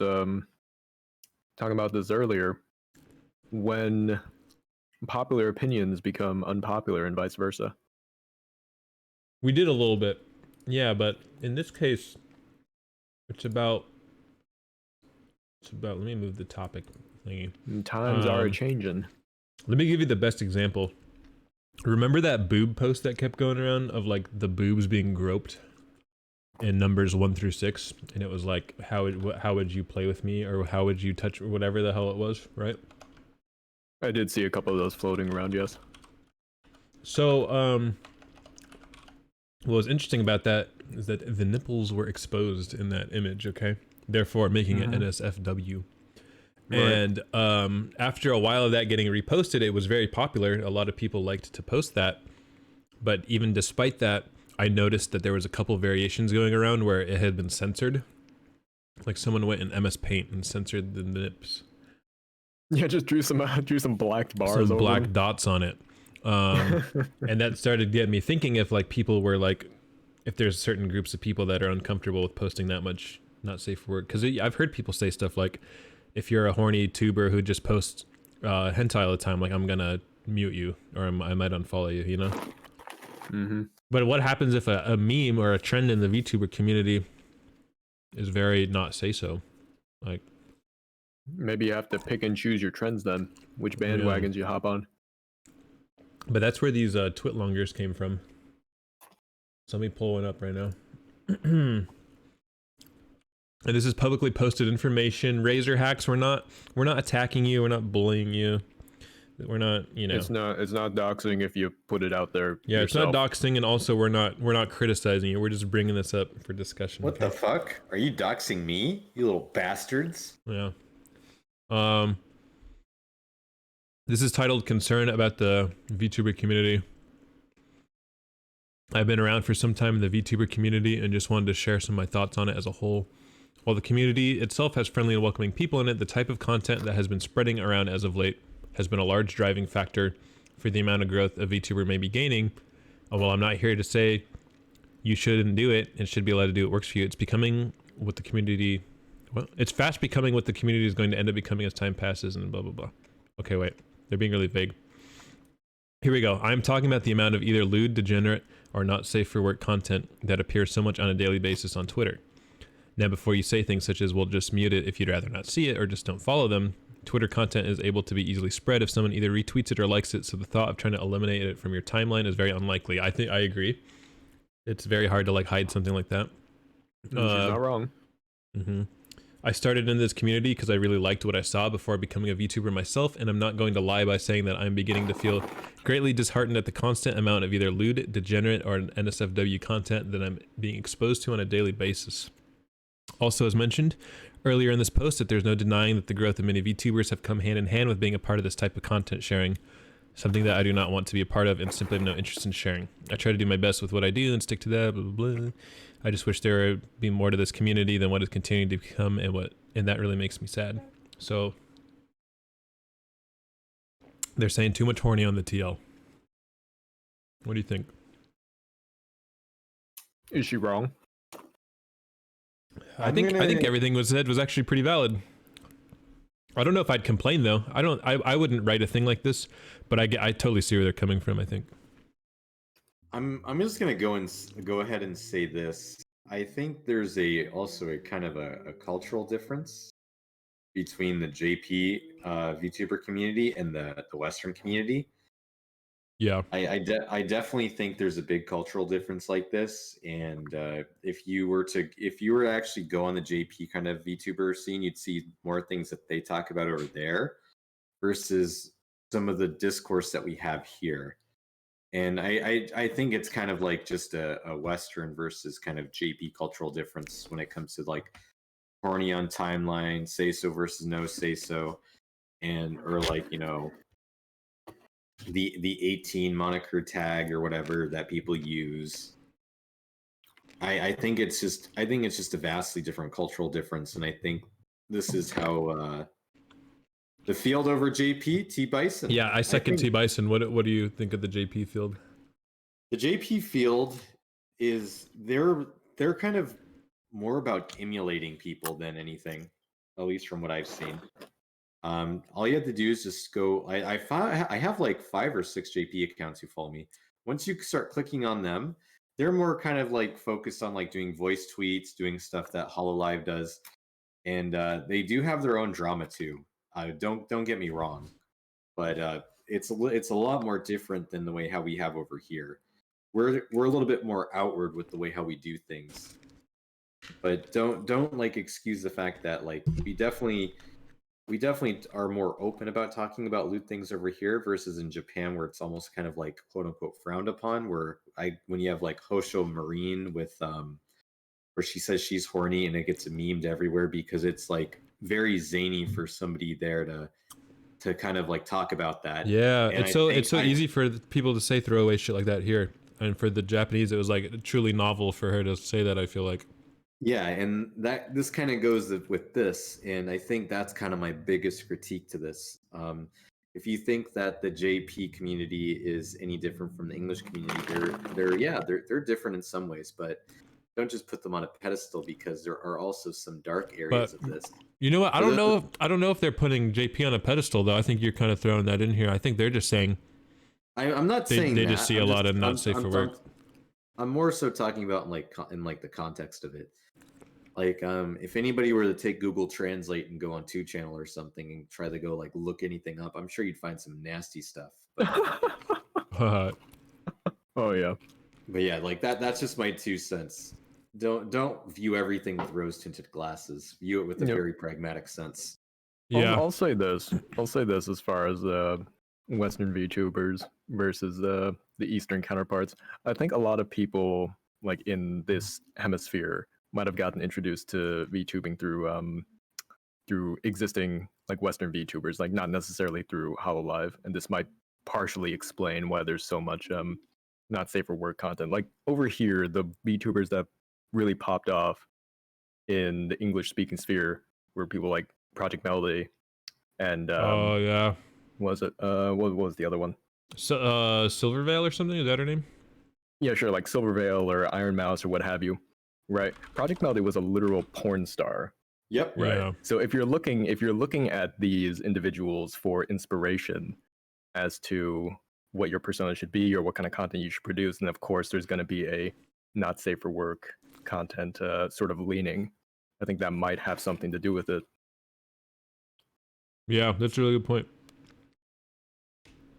I definitely see that. I feel like they're just kind of copying each other, and then indeed the biggest players in the game right now in our sphere happen to be because you Coomtubers. see that sort of thing. You see, wow, they're getting a lot of views, they're getting a lot of traction, they're, for lack of a better word, they're very successful, right? And if you want to emulate that success, then you want to emulate what they're doing, what they're putting out. You know, I have a lot of thoughts too, and Prince knows this, about how It just seems like, okay, maybe lockdown is a factor, maybe just being a certain age. You could argue that the people in the VTuber community are the most extroverted of introverts. They lean towards more being an extrovert, but they're still pretty introverted. And none of it denies that they all have sexuality and that they have hormones and that they're horny and want to fuck. And you know what? They're valid. They're valid for it. They just want to get their rocks off. And I feel like they just want to get their rocks off, and then people started posting, and like anime community has always been about porn, man. I mean, like don't sells. trip. Yes, Sex sells and It's been like that since the beginning of time. It's going to be like that till the end of time. People get horny. They see horny stuff. And what happened is someone was brave enough and posted some horny meme or something like that, and then other people jumped on it, and then it kind of became like, oh yeah, VTubers are just horny. That's just how it is. And but it's like I always think it's peculiar, like the age of everyone here is mostly like in their late teens to like mid 20s. And it seems like the right time, and they're all socializing and talking horny with each other, and I don't know. I think they totally do it as like strategically, I guess is what I'm saying. Yeah, it can get pretty but also weird on the personally. timeline. I'm not gonna lie. Like there are people straight up fucking erotic role playing out in public and really anything for clicks and views, right? If the VTuber community was like a downtown or like a city, like what kind of street would it be? What kind of Skid Row. community? It would be the Blacklight district in Netherlands. That's what it would Does that be. mean you can see everybody's dandruff there? Is that what you Yeah, mean? you certainly can. I could probably see some juices on the side of the road, but that's exactly what it would be. Like I'm not gonna like beat anything down. That's just how it is. I think. Did you mean the blacklight like this? Here we go. I said Like we were the gonna red watch a light. video. I We're mean, gonna watch a video on the red- stream. The red like no yeah exactly. And they're pretty secure This with is it. what happens when you show your parents Plugged in. your VTuber timeline. There you go, Billy. The proud owner of a working blacklight. Thanks, It's the Dad. same thing at the Tomorrow bowling is alley. gonna be the coolest. I can't wait to see how awesome my posters are gonna. Well, here we go. Oh. It's paint, I swear. Yeah, this is the VTuber community for the English side. Right, you could put a caption there, like before they turn the black light on. You can see like when you're an outsider looking in, and then once they turn it on, you can change the caption to once you're actually in the community. This is really good. I'm gonna do that right now. I'm gonna make a meme right now. Oh man, Tacho. I'll give you that one. You can have that for I'm free. gonna double on this, and I'm gonna say that there's already a person that I kind of outed for having a certain kind of fetish on my interviews, Mm. and I think this is what I think will happen. There's going to be a renaissance, or we're going to be seeing kind of like the normal horny kind of like normie kind of VTubers, like where they'll be like, oh, like boobs, dicks, penises, vaginas, or whatever they want to talk about. Pee pee poo poo. Am I right? Yeah, that type of stuff. And then we're going to have the influx of like legitimate feeders, inflation fetishes, water sports, like hardcore diapers. Oh please no. We're going to be having those people come in, and it's a reality, and that's going to eventually happen. And they're going to drive those, overt horny VTubers into being more cleaned up. And I think we're going to see kind of like a renaissance with that type of stuff. But No. I think Okay, that will A interesting. renaissance, you say? yeah, I think that's what's going to happen eventually. Mm-hmm. Yeah, going back Um, to what Index said. Well, wait. earlier in What's the chat. meme? How do I write the meme again? So I got one Wait, panel. so before he turns on the black light, you can have the caption saying something along the lines of, when you're an outsider looking in on the VTuber community, or you can word this however you want, and then when you Okay. turn on the black light, it's like when you're actually in the community. Okay. So VTuber community from the outside, and then the other will be like VTuber community after becoming a VTuber or something like that. All right, I'll figure it out. You guys just keep talking. Anyway, going back to what Index said previously, she says, but in retrospect, lewd VTubers get more views and stuff. So I feel like I get why people go for being lewd. I mean, I'll say that. I think it's low hanging fruit, right? It's a lot easier to bait horny weeaboos than trying to do something something new or novel. And at the end of the day, it's really just a numbers game. You got to keep in mind that on Twitch, which is where most of us reside, it's 80% dudes. You know what dudes like, right? Everyone knows what dudes want. This is something some girls, and I know girls always have a problem with me saying this. I tell them, I'll make the statement. I don't think it's a great idea to say that you have a boyfriend or that you have a husband or that you're in a relationship while being a VTuber. They always get really pissed at that. And it depends on what kind of VTuber you want to be. If you just, you know, I mean, that's totally your goals. But, you know, it's that old thing like the Aya Hirano when she revealed that she had a boyfriend and then people were ripping up their Haruhi magazines. And then same with the Kanagi, Oh, that was so wonderful. the Kanagi voice actress when they found out something, she said something sexual or something, and they ripped up the first volumes of Kanagi. I mean, like, you're catering to like the lowest simps possible in this community, like the ones who would get mad over that, and you're directly telling them like, no, you're gonna grow up and you're gonna deal with me having a boyfriend or something. And like, that's fine. You could roll it however you want, but I'm just saying also don't get surprised though. Cause I mean, this is what this community is built on. Like, it's built on the sex sells. It's built on horny people. It's built on people who get emotionally attached to 2D characters. Yeah, That's let's be gonna real. happen. You're here to get emotionally attached to these VTubers because they're giving you entertainment, except they're the VAs behind the anime character that's created behind their avatar. And that's it. Like that's just how VTubers are. Like there's nothing short of it. Yeah. Like, So I say like yeah, go on. like there's nothing short of it. If you're going to be going into kind of like a Mori Calliope stream, you're growing attached to her because she's doing something quirky and she does rap, so you're like, wow, she's such a talented anime character. And so now you're completely just caressed by her. Actually, Sensei, I'm going to out you on this. Uh-oh. When you first kind of got into VTubing, you had like a thing for Amelia. Ooh. Yep. But now it's gone. But can you kind of describe? Well, See, I got busy. like, see, like But, you had a little bit of a thing for her. Like, mm-hmm. don't like this is something you can't deny. Like, Oh yeah, let me speak as a simp. Yeah. Is that what you want me to do? Yeah, I can. Yeah, I want you can to speak through kind of that mindset and like why you were kind of attracted to this. through the simp mindset. Okay, yeah, I can capture this. Okay, this was like in the beginning, middle of quarantine. I don't do great on dating apps. I could no longer go out and day game on girls and try to approach them and talk to them. I had like nothing, like, and like like there is something of like female energy that like men need to feel normal, just to be in the presence of women's. Okay, this is all very spiritual, but it's true. And I was initially always like, nah, that Hololive stuff kind of weird, whatever, because you would always send it to me, Prince. And then provider. What happened? Were you trying to feel like a provider?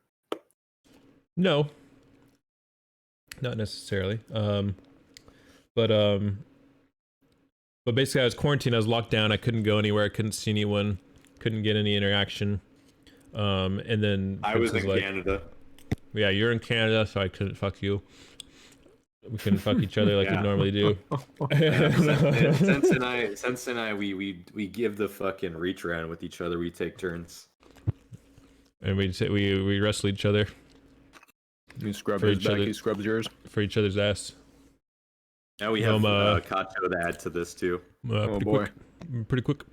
So anyways, Hololive English community happens, and I was like, sure, I'll give this a shot. And like, I was on certain anonymous internet message boards, like kind of reading stuff, getting hyped up, and then I'm like watching them, and then like Amelia's the one that I like the most. She just got everything. Like I felt like I was like, oh my god, if I knew this girl in real life, we'd get along so well. Like she was finishing stuff, like things she would say, I was like finishing them in my mind already, and it was like so uncanny to me. And I'm sure there's like a million guys who are all feeling that at the same time, you know, too, right? And then people were doing the Ryan Gosling posts of like, let me look him up now that I've got the browser up. If you guys know the Ryan Gosling memes. Let's see.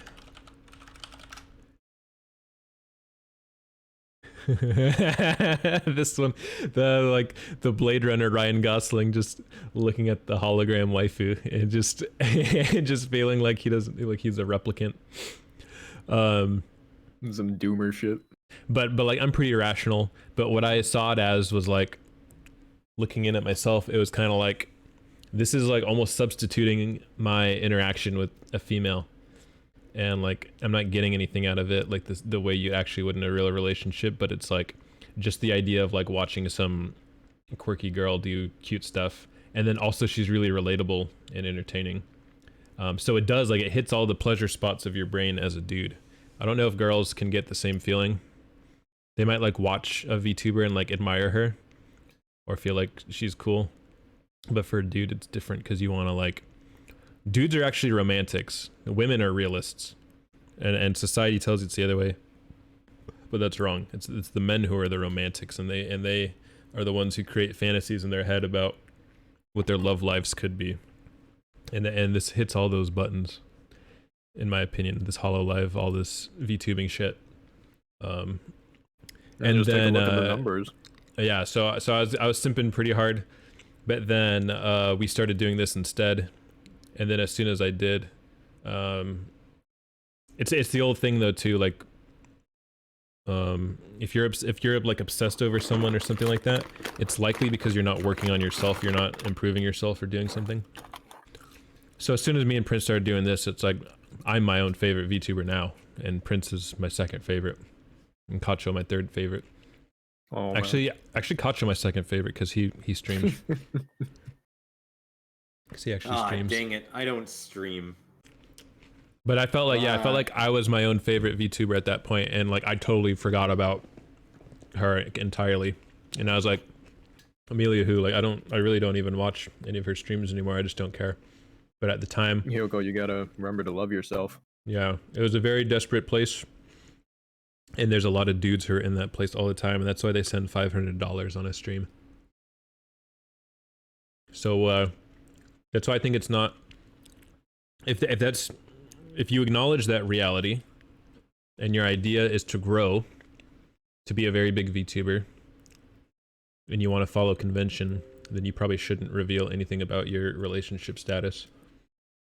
But if you want to be someone different and you say, I don't care, I'm gonna throw caution to the wind, I'm gonna talk about who I am and what I do, then just don't be surprised if some bitter simps unfollow you. I think that's a very You guys want to true know reality. who my favorite VTuber is? Uh-huh. It's Mari. Yeah.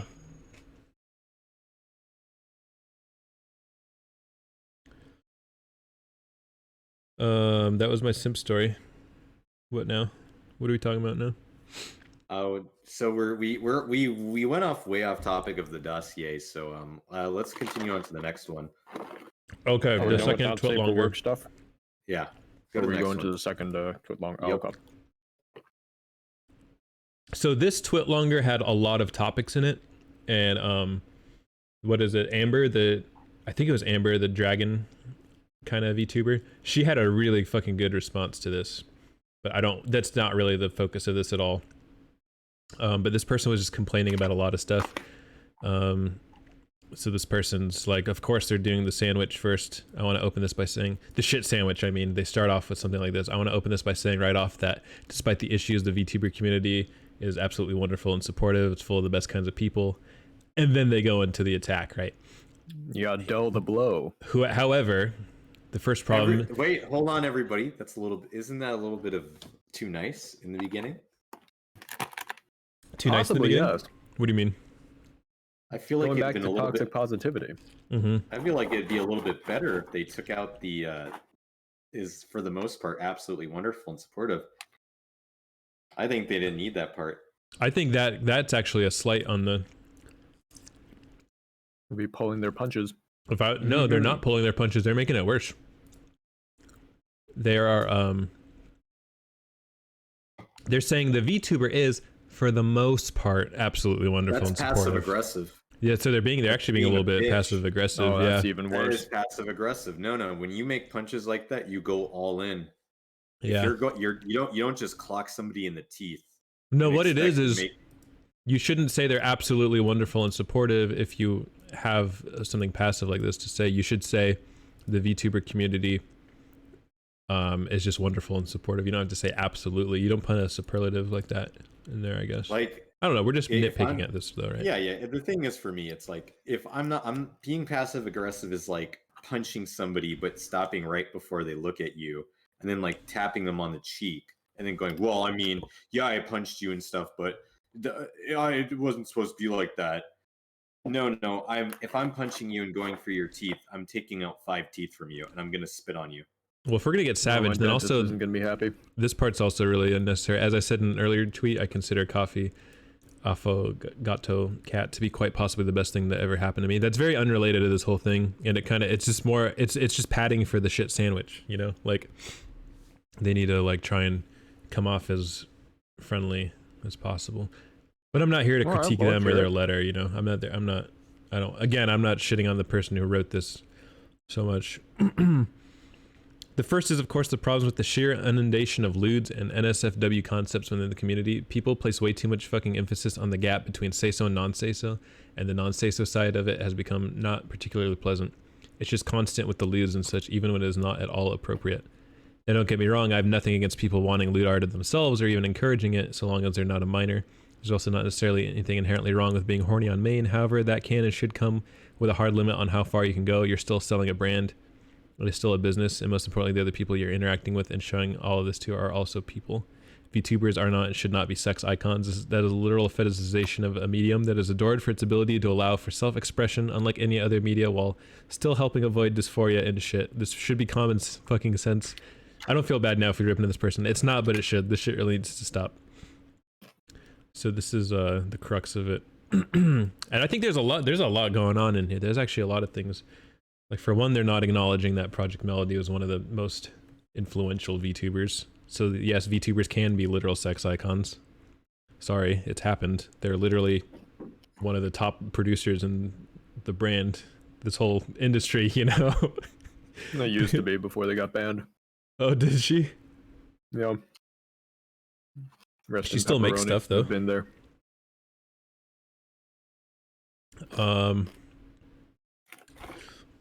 What else can we say? The gap between say-so and non-say-so. I think people take that too seriously. I don't think the Japanese take that as seriously as we do. Like, we take it so literally Hell no, here. they don't. Like There's literally Japanese VTubers, ASMR people who get fucked from behind. Yeah, that was really good VTuber, by the way. Too bad I don't have that video saved. I saw a tweet. Someone made a tweet saying that like say-so comes from this idea in Japanese like idol culture and shit, of like it was always used like sarcastically or sardonically, saying like, oh, they're not say-so, like they're not pure, like when they're you know, they're obviously human and they have their flaws, but like the industry treats them as if they can't have any possible flaws. So the term started off as like sarcastic in the first place, but like that's at least what I heard, the gist I got from this tweet. But then like over here, people are literally like getting fed up about it and getting all like, rare. You can't say I'm not say so. You can't. I hate being labeled as say so or not say so. I'm like, when was it ever? I always thought it was a joke. See, I'm gonna You know tell what I'm talking everybody a secret that I do. If you look on my Twitter profile, I do not label myself say so. I don't label myself say so. I don't have an 18 plus there. I'm just simply brimming with positivity and love. So people have to tune into your tweets to get the real full experience. Exactly. Yeah. Because my brand is existing. That's my brand. I got street cred. I got locked up. Do people really get judged over not being say so, or is that a made up issue? No, they legitimately do. Really? I'm not gonna name some names, but there's some like higher echelon VTubers who quote unquote use unfollow purges to get rid of people they say attacks their brand of being say so, when in reality they themselves are a little bit of a gremlin. So it's part of the parcel. Okay. Yeah, Hyoko, going back to what you said, I think it started off as a joke and then kind of evolved into something more, almost. I feel like it's just you're the either West with us again. or with against us. Yeah. I feel like it's just the West again taking something like way too seriously and making it a big deal. Really gets the noggin jogging. But here's another problem with what they said. You're still selling a brand, it is still a business. But they're kind of like mixing things, like they're like this is for the independent VTuber community. I don't know if everyone sees it. I think everyone sees it as a brand, but are they necessarily selling the brand? It's a business, but are they necessarily selling the business? Like, I feel like they're keeping it up to the standards of like a corporation, like HoloLive or something. It's like businesses are run differently by different people, you know? Like, not everything is McDonald's and Taco Bell. Like, I mean, Carl's Jr. advertises their burgers with bikini-clad women. That's a yeah, thing. yeah, yeah. That's like, that's true. That's a very glaring example of sex being sold. I think they're just,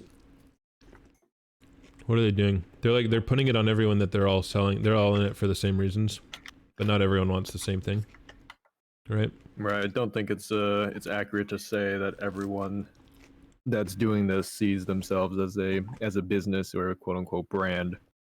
And then it feels like, even going deeper, it feels like they have a very limited idea of what a business should be. That's my issue a little bit.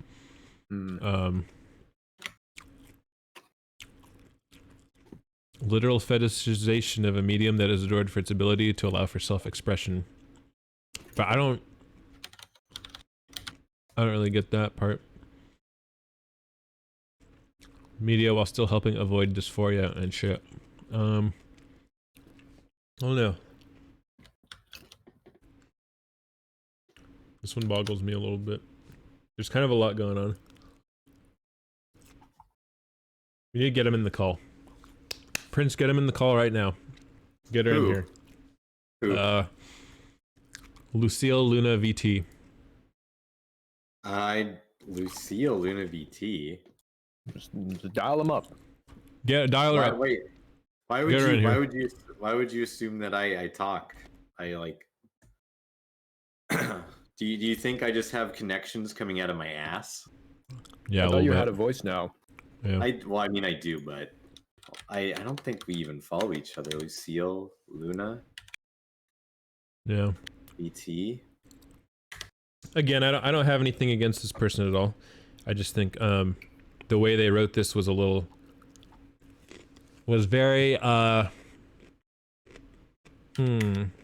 aggressive, but they weren't entirely clear about what they meant, and I think they were kind of narrow-minded a little bit about certain things. But again, like the other one, I don't disagree at all with the approach what they're coming out with about the lewdness. But again, so this is just, if anything, I'm just throwing this out here to say that there are people in the community that think the lewdness and the not safe for work is a problem. Whether or not it's articulated well, they have a complaint with it, and it seems like it's getting more common to think that way than before. You know, sometimes you're the storm that's approaching. And that's just how it has to be. But I It do be mean, that way.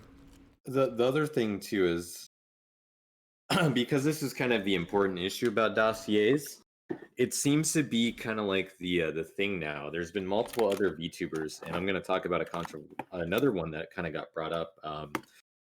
There's a VTuber that got outed for, I guess, botting, and his name is Azure Satan. Emperor Penguinato actually interviewed him on his stream. That I'm not penguin, gonna say, yeah, that Widow Penguin. he would. the feeder fetish penguin. But the thing about these dossiers that get released, there was another one about this person named Megafluff back in October. I was Oh, telling yes. Sensei like this is like the beginning of when we're going to be seeing these left and right, because this is going to come to the topic where I kind of like put this on a cliffhanger. Everybody, when you are in Discords, I'm going to give advice to everybody here. Pick and choose Discord people you talk to and you can confide in and feel safe about information. I'm not saying this just considering like all of you have like are bad or genuinely evil. But I'm sure these people with these dossiers that get put out about them, they probably are like loudmouths who just like go up and down to high heaven saying whatever they want to, and are probably maybe on the creepy side. I think you're getting I would ahead a just- little bit, and I want to catch the chat up. So this was Okay. just a twit longer about the community, but what you're talking about is the Google Doc dossiers, which is related to this subject though, and we could segue into it because I don't think there's much more to say about that NSFW stuff. But is that account still up, Austin Yeed? No. The account still exists. There's nothing on it though. So I just want to preface for the sake of the VOD, what Oh, we're shit, talking hang about. on. What He's we're gone. talking about is the Google Doc bombs that you see get dropped, where someone says, "Here's the problem with Austin Yeed," and then you open the link and it's a Google Drive document that's 10 pages long with screenshots of Discord conversations, with someone rambling in MLA format, about like all of the wrong things that this person has done. And there's screenshots, and like Prince is saying, like, you want to be careful who you're talking to on Discord because your conversations could get screen capped and put into a Google Doc dossier. It's like That's the reporting your preface. neighbors back during the Red Scare. Yeah. But they're doing it because, you Yep. know, they're harmful for the community, and I want to look out for everybody.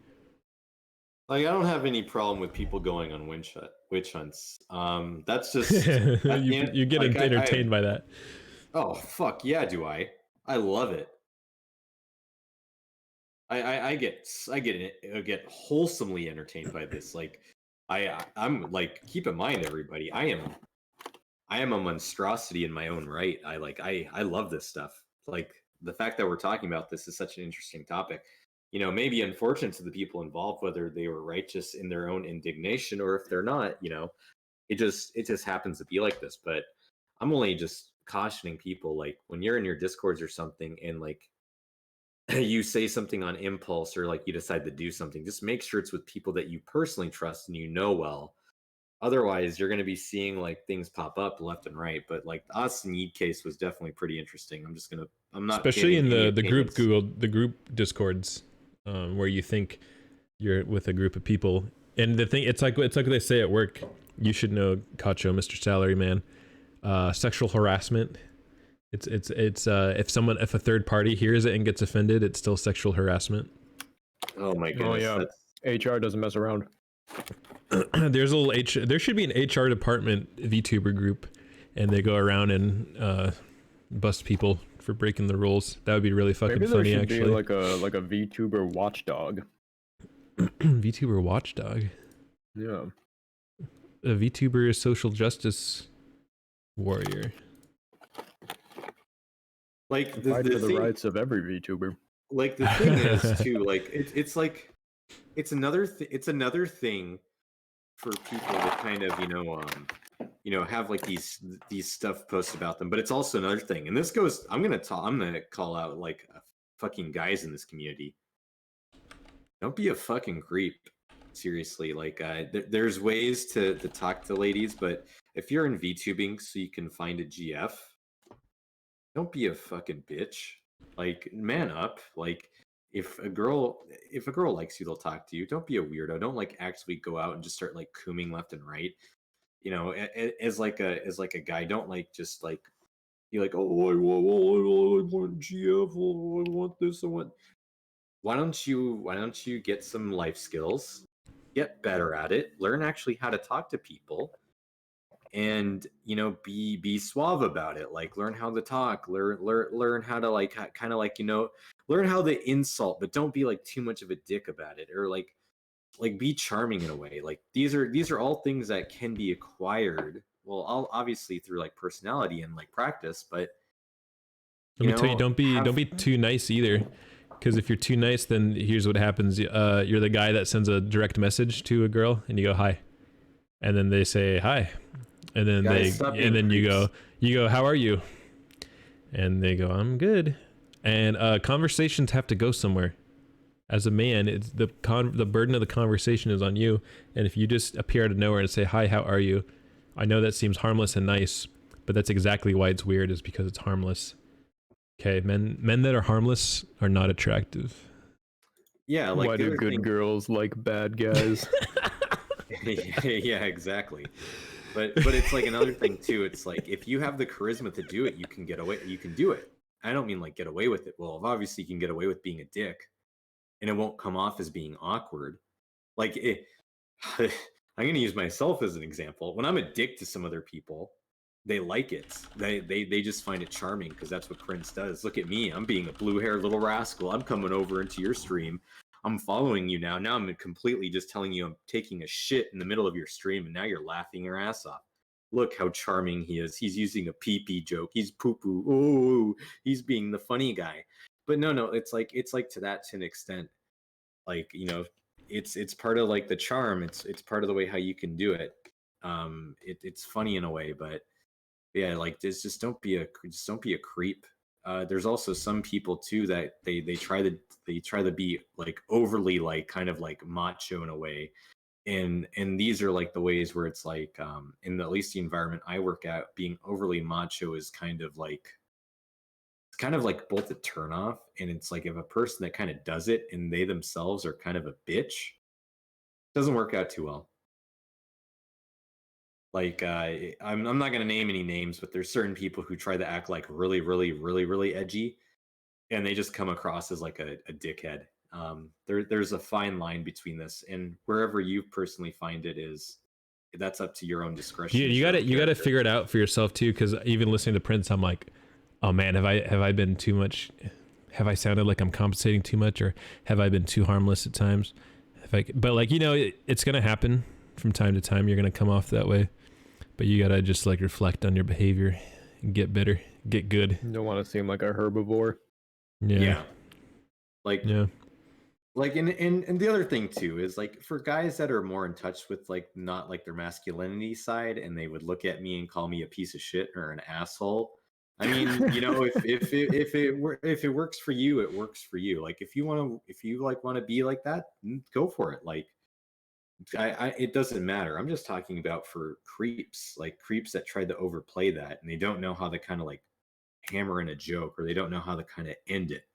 They also are the type of people that I find are bitches that kind of double back down on the joke and don't commit to it. You'll thank yourself in the end for committing to a joke rather than kind of being I shouldn't say that. No, just commit to it. You'll thank yourself in the end, and it'll get you more self-confidence. It's just the way how things work. Just don't be like an overcompensation asshole for it, where you overly do everything and then everybody thinks you're like the biggest dick of the community, where it's like it's not even a charming dick. It's just you're just like a little penis. It's like a little dick buried in pubic hair. Yeah, you're a chode, and it's like it should be definitely said for that type of stuff. Prince, you gotta tell me, you gotta call me out, Prince. Prince, when I'm being a chode, you gotta call me out, okay? Oh, dude, I call you out all the time. Like, there's one joke that you put me in, and I looked at it, and I'm just like, that is a typical kind of like impulse decision that Sensei does. But the problem is, it's like, I'm glad that you committed to it, but you back down. You back down on it, where it's like I didn't back down. I didn't delete it or anything. I mean, no, I mean you took. I get why it was wrong though. So don't worry. Like, I get why it was not a good joke. Like I mean, it's funny to you and me, but it'd been funnier if you kind of took the direction where I told you, because I'm just like what am I gonna do to react to this? Like you showed it to me now. Now it's like, what am I gonna do? Like take a shit there? Like yeah, funny, but if you utilize the other person for the joke, you're right. Did, Mm-hmm. it would have been so much more funny. so much more funny because they had been caught with the chicken between their legs versus somebody like me where I can kind of see like, okay, That's I just get it. that's just what Prince has got to deal with sometimes. Sometimes people are like, I just want to put this guy on the spot because he's so cocky. But you're right. There definitely could have been a more strategic approach if I'd taken a few more seconds to think about it. But that was my thought process. I saw it and I was like, oh yeah, how would that slippery guy get out of this one? And then I send tweet. And I got out of it. And that's the funny thing is I got out of it immediately because it kind of died off. But yeah, it's things like that. And like another thing too is I talked to this to Domo, and I told him, I said flat out, I told him this when him and I were comparing dick sizes when I told him that I'd kick his ass in like a Twitter battle, which I beat him in the end. I told him, I said, there's a point where thick skin isn't what you'd use to describe me. I don't have thick skin. I have just the moment you engage with me, I'm going to win. There's no ifs, ands, or buts. I don't care. That's just the way how it's going to go. You either continue engaging with me or you don't. Mm-hmm. That's simply it. You can insult me. You can tell me whatever awful, horrendous things in the dictionary you want. I'm going to win. That's it. That's a flat out. Nothing you can tell me is going to insult me. That's the one thing you have to understand when you deal with me as Prince Reinhardt. You can insult me on stream, tell me that my parents should die. You should tell me that I should die in a gutter. It's gonna fly right off of me. This is kind of me talking about myself as a person. I've been in some communities on the internet, and I will flat out just say I am a monster. I think I will personally go out on a limb. I think most VTubers in the community, when they say they're shit posters or they're chaotic, they're little babies. You engage with me on Twitter and you want to see how far you can go, you and I will be getting banned at the end of the day, or you'll be too much of a bitch to go further. It's This is starting to sound like a copy pasta. I have 300. I have over 300 confirmed kills in the Navy SEALs. It truly is, but please turn this into a copy pasta. I will, but it's like I don't have thick skin. My thick skin does not exist. It's you engage with me, one of us is going to win. Yeah, like that's just how it is. Like whatever insult you fling at me, I'm probably going to fling something back at you and you're going to give up. That's just how it is. Sensei actually knows this personally. There are times where Sensei does this and I thank him for it because then I wouldn't be able to get sharp as I am. Out of nowhere, Sensei will just call me a piece of shit, and then we can probably go on for about a good 15 minutes. And Sensei knows this, I won't back down. Yeah. And I think that's kind of like it's kind of hilarious to me when I get called like yo bottom Reinhardt, or like you see that type of other shit happen where they're just like I'm a chaotic, I'm a shit poster. I do it when people are like praising you too much, and I'm like he can't get soft now.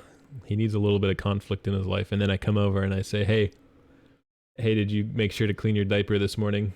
You've been a little bit smelly around the house. You might want to clean yourself up instead of tweeting all day long. Wash your ass. And then I'll tell Sensei, I'll be like, go gaga Sensei, change my diaper. I have green diarrhea in it from my fucking tum-tums that I've been eating.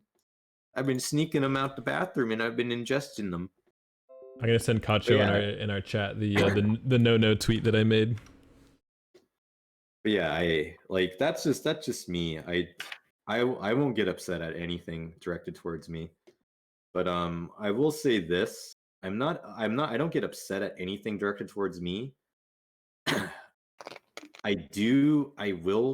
will come to somebody's aid if I care about them. I'm just gonna leave that out there, but that's my opinion on that. There's me there. But if you want to engage with me on Twitter for a bar fight, fucking go for it. I will fucking fight your ass, and I'll enjoy every bit of it. You're not a bigger shit poster than me. But yeah, what's the next subject, boyos? That was good. That was good. Just chewing on my vitamins right now. Oh, what kind of vitamins? Men's One a Day Vita Craves by Bayer. How much vitamin D is in there?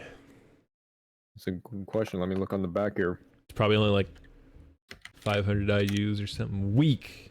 400 IUs. Oh my Very close. god. You might as well not be even having vitamin D at all. It No, says no, no, no. 100%. It says 100% daily value. Let me say this about Domo to his credit. I mean, I don't have any ill will towards him. I'm flating myself right now by saying like I beat him. Well, I did, but it's like that was my goal from the beginning. But he's clever himself. I think he's actually I don't mind him. I go to his alt streams, you know, usually all the time when I can make time for it. But no, I Domo's not a pushover. I'd say he's actually- He's Can I- getting smarter. He's getting smarter, and he's getting a lot smarter with every stream that he does because he's doing it so often.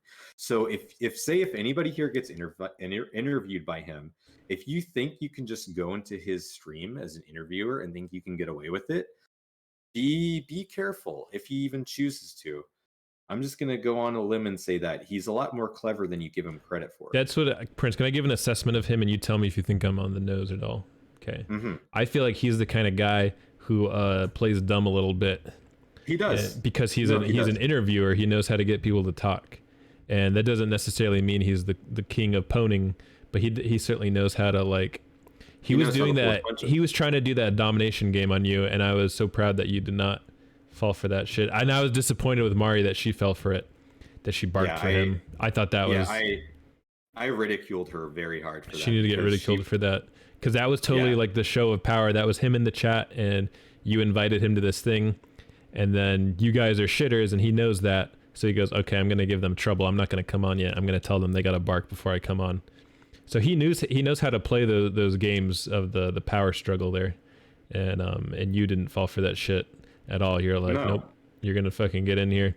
But that's the kind of thing that these other tubers would fall for so quickly. They're, I don't want to lose Domo. He's gonna come talk to me. I guess I'd better bark and wag my tail for him.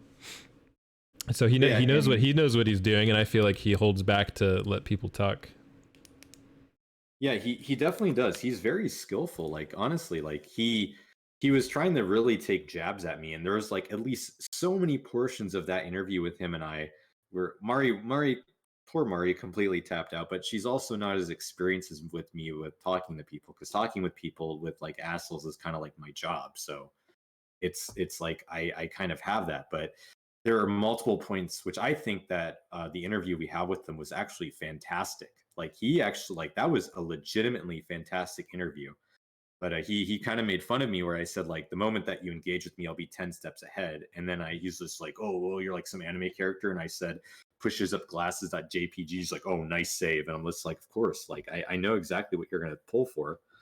But yeah, no, that interview was fantastic, and he definitely knows how to do power plays like that, and he's getting better and better and more refined with it. So if you think you're just going to be walking into an interview with him now, and if you get that privilege too, don't expect that you're just going to be walking all over him, because if you can get flustered, easily, and you think that you could just like walk over in there, you're not going to win.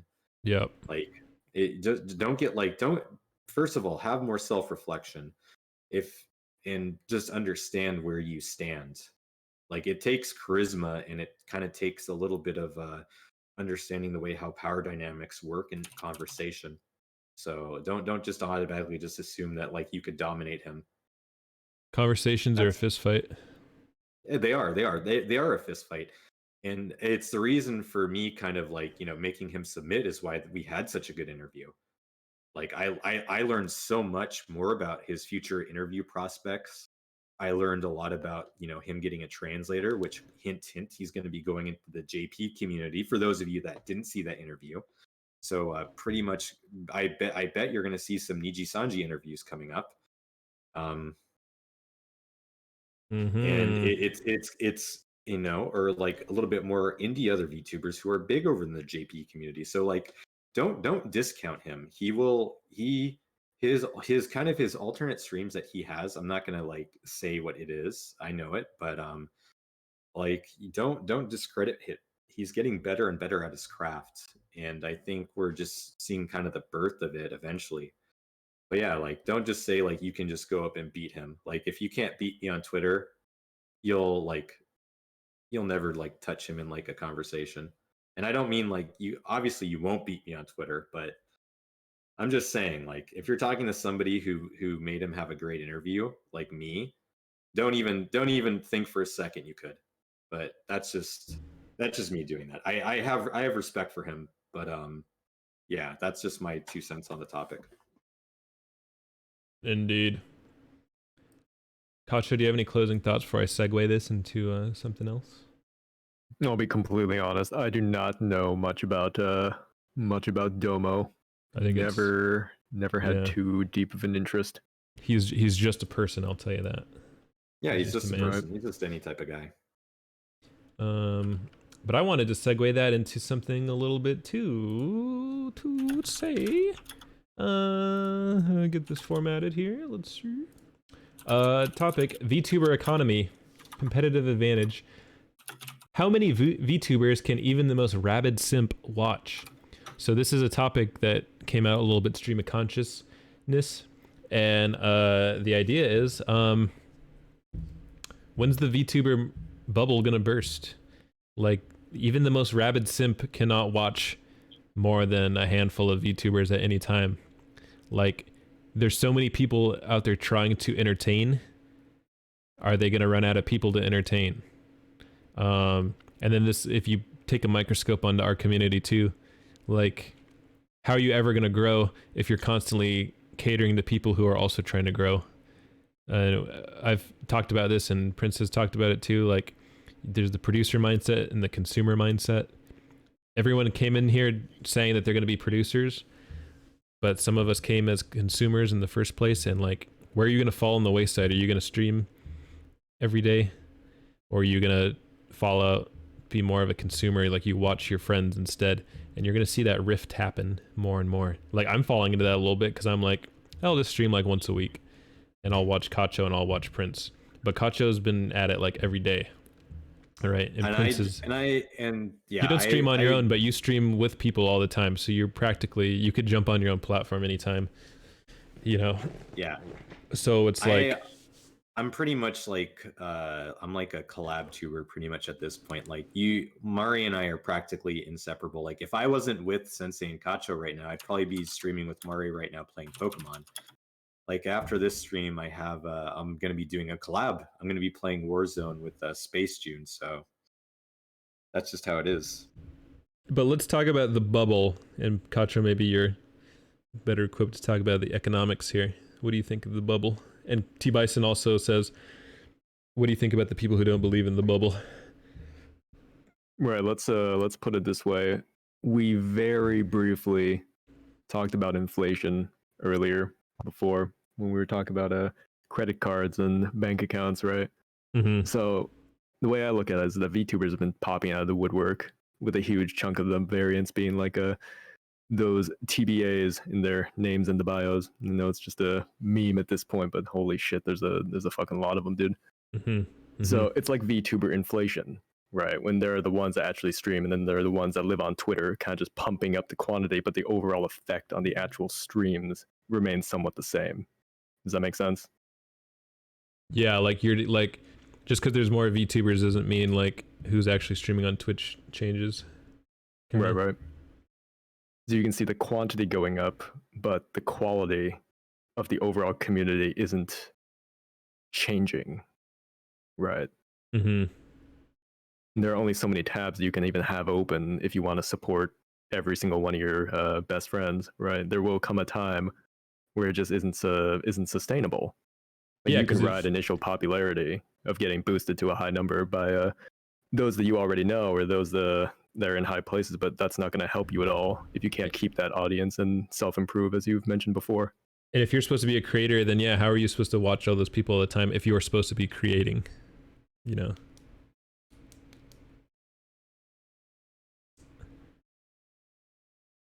Gotta cut off. Prince is getting a root beer, that's why. Okay. Yeah. Were you waiting for him to weigh in on anything? Because he left. Yeah, us. we can keep going as long as we're talking about like the economics of VTubing, right? How many VTubers can the United States economy support? Right. Like a lot of if we talk about it from like a financial standpoint again, and I know I like to talk about financials a lot, but that's me. I'm punished Cacho. Alrighty, I'm back. I got my Rudy Tooty beard that Go actually on, make me talk about survive it. for the. Talk about it in a financial way. Oh, that's quick. Okay. So a lot of folks are saying things like, yeah, just keep on grinding and keep on trying, and you'll eventually like quote unquote make it, right? But you got to realize that making it and streaming full time, or even making a slightly reasonable amount of money as a VTuber, or even as some sort of a any kind of streamer, right, is like trying to go pro and going pro in sports. Right? Consider that if you spend money on it, like very few would even break even from a financial standpoint. So if you think of it this way, assume that you spend like $1,000, which is a conservative amount for your model and rig, assuming that you already have things like software, your computer, your camera, your mic, just on the model and rig. I'm not sure how much you and Prince paid for your own, but just for a rig and model, since it can be the most expensive bit, like aside from the computer, right? So I'm most gonna money s- comes. Yeah, like when you have friends like Sensei and producer who have your back through thick and thin, they're the type of friends you want to keep forever. Just saying. Oh. That's kind. It's very sweet. What he's trying to say is, we've spent a lot of money and we've given a lot to Prince. He can do what he does. I'm not gonna be shy about it. I honestly would not. I wouldn't that even should be be. a VTuber. I would never even be a VTuber if it wasn't for those two. So Let me Yes, say and this I- is. Prince's Let me say benefactors. this is a testament to how much me and producer know that Prince is a monster. That we said this monster needs to be unleashed on this community so badly that we're willing to punt like half of our paycheck towards him every month. Oh, and- damn. Yeah, and it's like putting a, like I said before, I'm like a force of nature, so they're putting me to good use, especially during quarantine.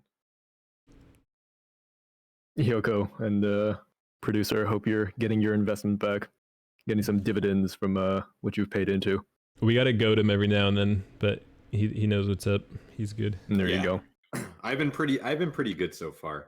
I feel like their investments are paying off because I've made a lot of strives, and I think kind of like my thing that I've been doing very well on has been networking. So I think producer and Sensei have kind of been seeing me get to some goals that Sensei and I had in the beginning, and Sensei's been kind of grinding the outside work stuff while I've been kind of grinding the VTuber stuff. So I think when Sensei got to see me interview like a few people, I think deep down Sensei was very happy to see that I was going off and achieving what he kind of like him and I both wanted to do in the beginning.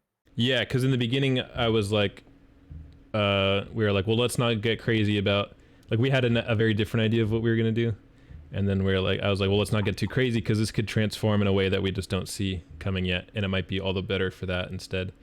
And so like we were just interviewing people casually because we didn't know what else to do, and it was fun. But then he started killing it doing that with Mari, and I'm like, that's perfect because like he has someone who's just as cursed as him, and they're like pulling in like big fish. So I'm like, that's fucking awesome. That's Birds great. of a feather flock together. Yeah, So it's and like the that's other one of thing- that's one of those twists and turns that kind of happens, and it's like, don't fight it. Don't be like, well, this isn't what we said we were gonna do, because then you're gonna be fighting against this flow. But then you see that and you just capitalize on it more. Yeah, and like the other thing is too, it's like I generally want all my friends in the VTuber community to be successful, and I've said this again. I truly do. I have a list of VTubers in my mind. I personally would love to see get recruited to Niji Sanji, and Mari's probably my number one pick. I truly do think she encapsulates a lot of like fun and entertainment. Like even before like I started like streaming with her as much as I do, like I would always watch her streams because I think she's that entertaining. She's very talented, especially with her art. And I'm glad that she's doing an art stream right now that I could start redeeming points. So yeah, if she heard me right now, she would hear all the filleting I've been doing. Oh, so much And flavor. her ego, yeah, her ego would be fucking massive. I don't do that normally. But yeah, she's one of my picks that I think would be a great fit for Niji Sanji if I was a scout. Um, Like, That's a topic for another day if you want to know what my top 10 would be. But Mari's number one. I was just gonna say this picture in the background is if you guys saw this anime about making the anime, this is producer in the middle, and on the left is probably me, and then on the right is Prinsu. If you guys know those characters. They're- Bonded for life. The middle one is the money savvy one that says you guys need to get this shit done. And then on the left is the technical skills, but too autistic sometimes to even get things done. And then the one on the right is the charming one that brings everybody in and is also very skilled in their own way. You know, the breadwinner. Uh-huh. All right, let me finish up my thought from before regarding the financial perspective. So most of your money, like quote unquote money, comes from subs, right? So assuming that Twitch is going to take half of your subs from Yep. the $5, right? Then you're going to pay at least 20% to taxes, and that's probably lowballing it, honestly. That means you're making $2 per sub. If you You know what? paid $1,000 for your model and your rig, you would need 500 tier 1 subs just to get your initial investment back. You got to consider like how many people actually resub after their first month, or you might get a donation here and there, and then bits are literal pennies. And how many tier 2 or tier 3 subs can you actually reasonably expect to have? You would be extremely lucky to make enough a month to even cover your internet bill. So how many people are actually going to make it to the point where they can count on this to just pay their internet bill? Bro, Right. VTubers And how don't many pay are going to quit taxes. before that? Just drop your PNG. VTubers won't pay taxes. They'll make like $100, like you said, and then they'll be like, oh, I'm not going to report this. And they probably won't get bothered about it. No. Just drop your PNG. Yeah, drop the PNG. Drop your PNG. Drop your, Um, just drop your PNG. but then on top of that, Kacho, think of how Twitch takes 50% of what you make from here. From Oh, subs. thank God. She's here right now, and she missed all the filleting I was doing about She's it. here to apparently wrangle you for a Pokemon thing you're supposed to do. Okay. That's dumb. Sorry, Mari. Yeah, Mari. I asked for this. I asked for this man. I asked for this man for 1 day this week. She's watching on stream. Oh no, that's against TOS. You can't do that. Get reported Here, I have a really good idea. and be punished like me. Here, Sieg, let me know if she's still streaming it.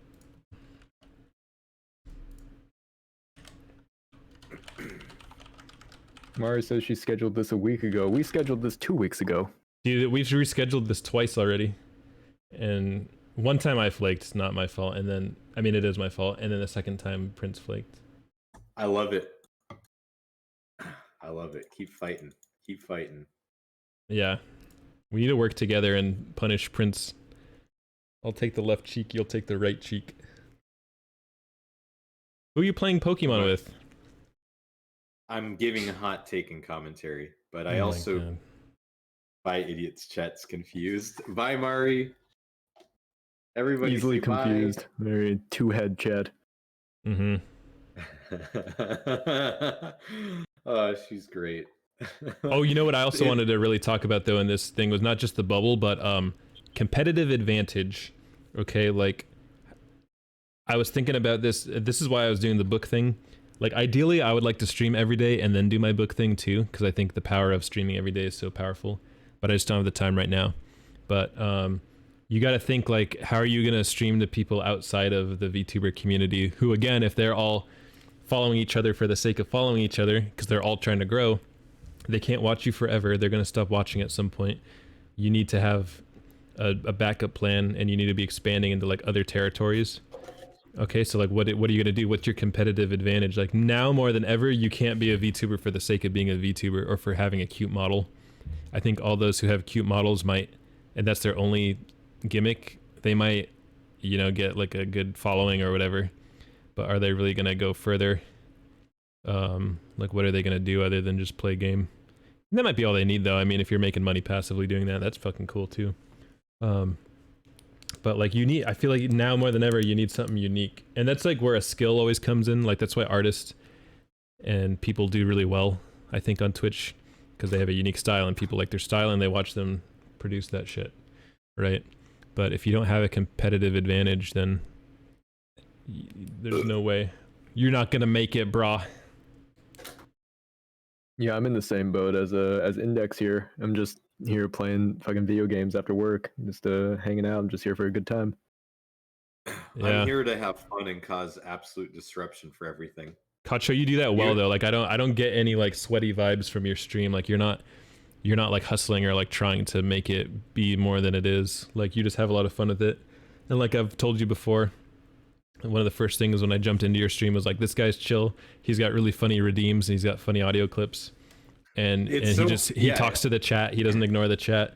Like this is just like all you could want and like a chill, funny dude. It's kind of like I'm what I going for said that in the couch beginning. co-op vibe. It's kind of like Oh, what I yeah. said in the beginning with when I told you that it's like I felt like I knew Kacho for like 5 years or like Yeah. longer, and it's like look at like it's funny because like this has been like how many months since we last kind of were together on stream. It's been a It was while. the karaoke stream, right? Yeah, That was that was back in October. But look at us talking right now. Like we're all kind of like shooting the shit, and it's like we just picked off so easily. You know, this is kind of just it's that easy. That's kind of like Chinesey. yeah, really seriously. It's like that's Oh, just sorry, like the Kacho. way how this works. Yeah, the live 2D model coming. Yeah, Kacho, when's the live 2D model? When I can be asked to pay, like I said, $1,000, which I would rather be spending on something I feel else. like to be you quite wouldn't frank. even like it. I feel like having to set up the phone every time and do it. Like I bet Do you you would have to just set it up every time? Oh yeah. I don't know. I don't know anything about it, to be honest.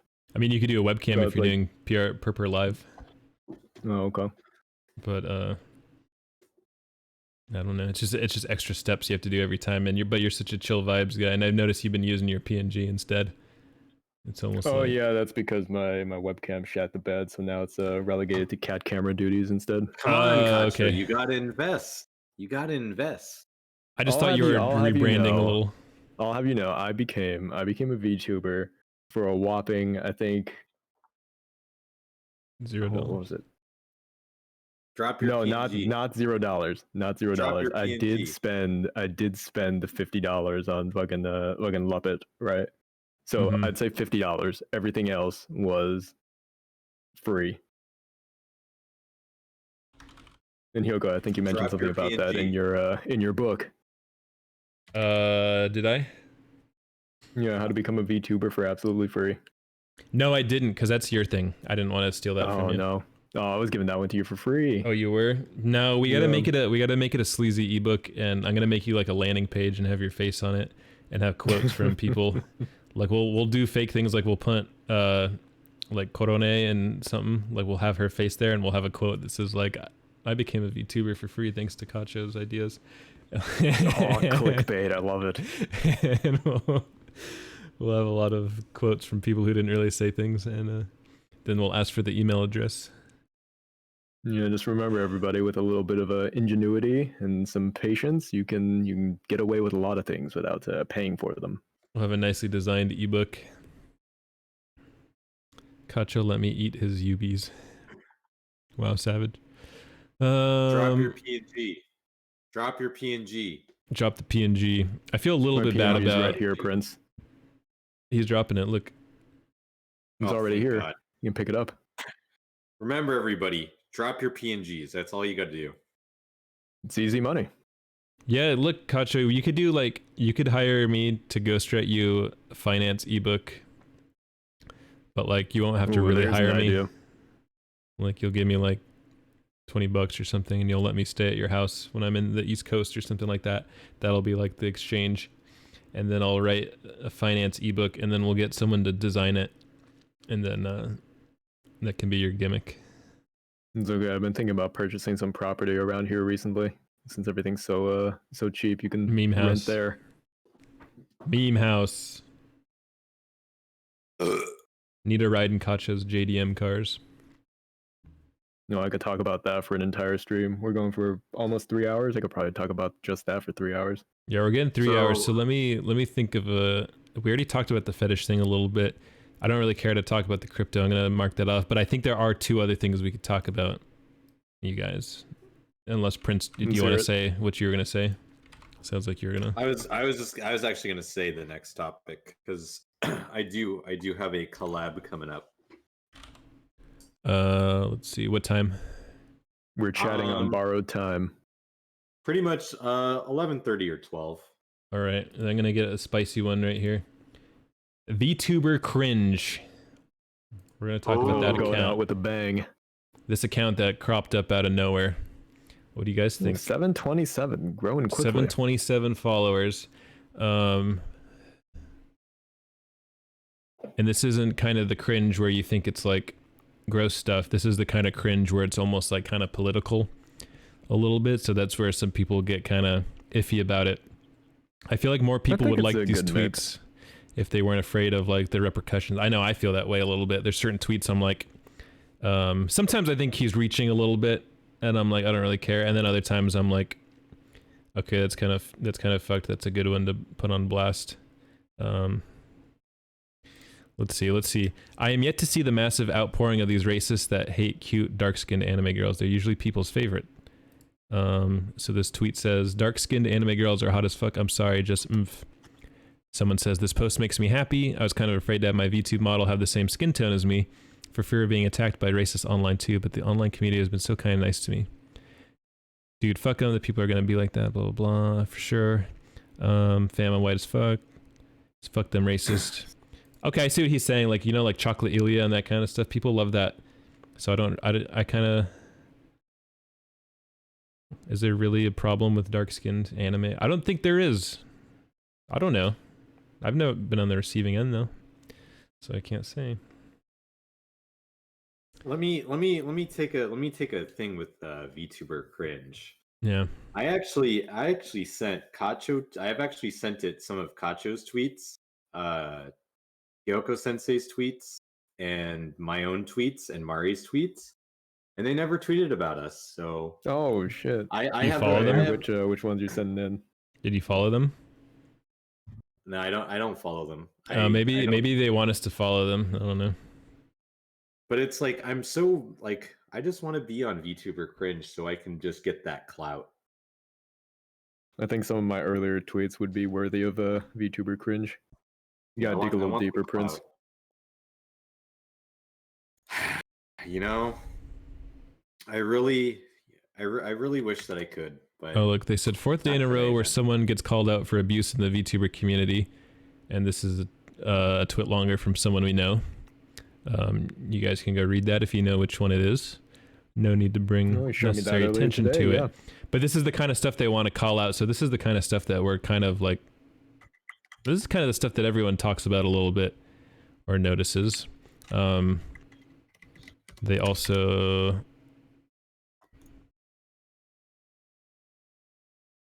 It's a character, it's not real. Please do research before you choose a Japanese name that translates See, into what- ridiculous shit. what I want to know is who do you think owns the account? I don't know. I'm more the type that separates author from the content. The author is dead, so to speak. I remember at the very, very beginning when I first saw this account, I asked both of you which one of you it was. Yeah, but I wouldn't put any time into this. I'm worried of like the slant of it too. Sometimes it kind of seems like yeah. Go on. This account is like it's. I would if I were to make a VTuber like fan cringe account. I would never be so fucking self-flatulence about like how serious it is. I couldn't do it for the life of me. Yeah. I do think that he talks a bit too much. I think a lot of these, it would be better off just posting the picture, That's you know, way and too letting much it work. letting Way it too much ride. work. That's Yeah, okay. this- That's probably what it is, and I didn't articulate it like that, but that's really well said because I felt like there was such a slant that it made me think immediately of someone who kind of circles this VTuber community. And if you guys go to that side of Twitter, where it borders on like alt-right kind of stuff. Quote, you know, they're kind of always saying like these people should just be entertainers and they shouldn't do this, and these people are fucking cringe and they're, oh my god, they're getting mad at the loli account. Oh, these people don't know. You know, that like there's like a very specific brand of anime fan who knows about VTubers, right? And this person you could tell is like obviously from that area, and that's what you could tell from the comments that they add to the tweet instead of just posting the screenshots. So I agree. Yeah, maybe they're saying. I think that's my only problem with it. It seems so obvious what their agenda is. I guess that's what it is. It seems like there's a bit of an agenda.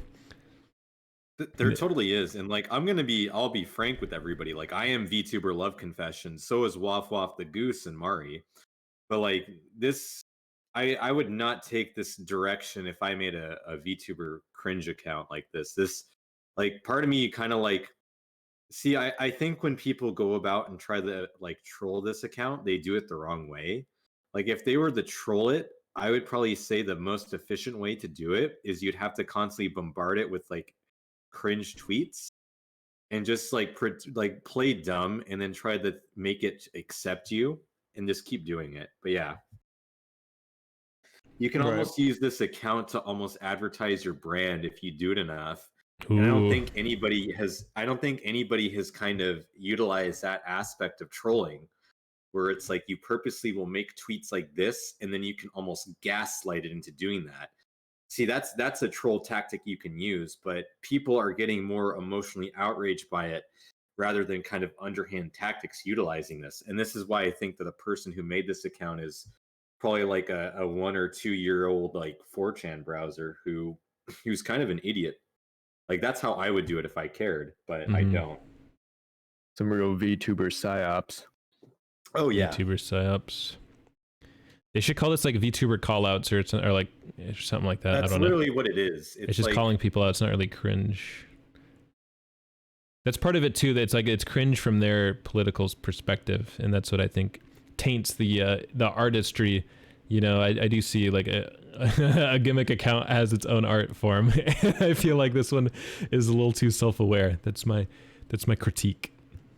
Yeah, because adding the text is almost like adding a face to the account. And I think the best sort of call out or cringe accounts, they're faceless, right? You just submit your photos and they get posted. There's nothing fancy to go with it. It's just here's the photo. Form your own opinion. They don't know how to use irony good enough. They don't know how to be like kind of self-joking about it.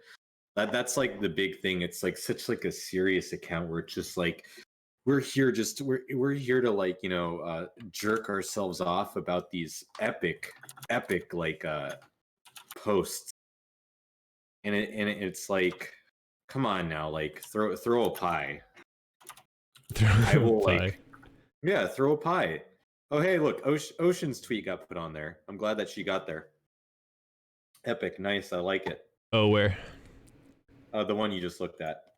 Like I'm not gonna like my thing with this account is it could do better. Yeah, it could do better. All it did is just create itself as a enemy of the community. Yeah, and I think that's what it was going for, though, for sure. I think they succeeded. I mean, it definitely did cause a lot of conflict and stuff. Just don't expect it to be a popular account, but no. Or maybe did cause a lot of conflict. Maybe it is the hero that the VTuber community needs. For people to band together and attack. Probably, it could be. I've seen a couple of posts saying like, "Oh, if you follow this account, then you're gonna get unfollowed by me." Yeah, I could definitely see that. T Bison says, "Wait, I use Love Confessions." Yeah, man. Don't worry. But yeah, like it's like accounts like these where it's just like I could potentially kind of troll it, and I kind of like I constantly DM them, and I keep trying to like post off to them like, hey, please post me, please post me, please post me. I want to be on there, but they never do it. It's like they just don't want to acknowledge me. That's what I think too. Is they don't want to. Okay, maybe our submissions weren't up to their standards, but I feel like their standards are just like anything that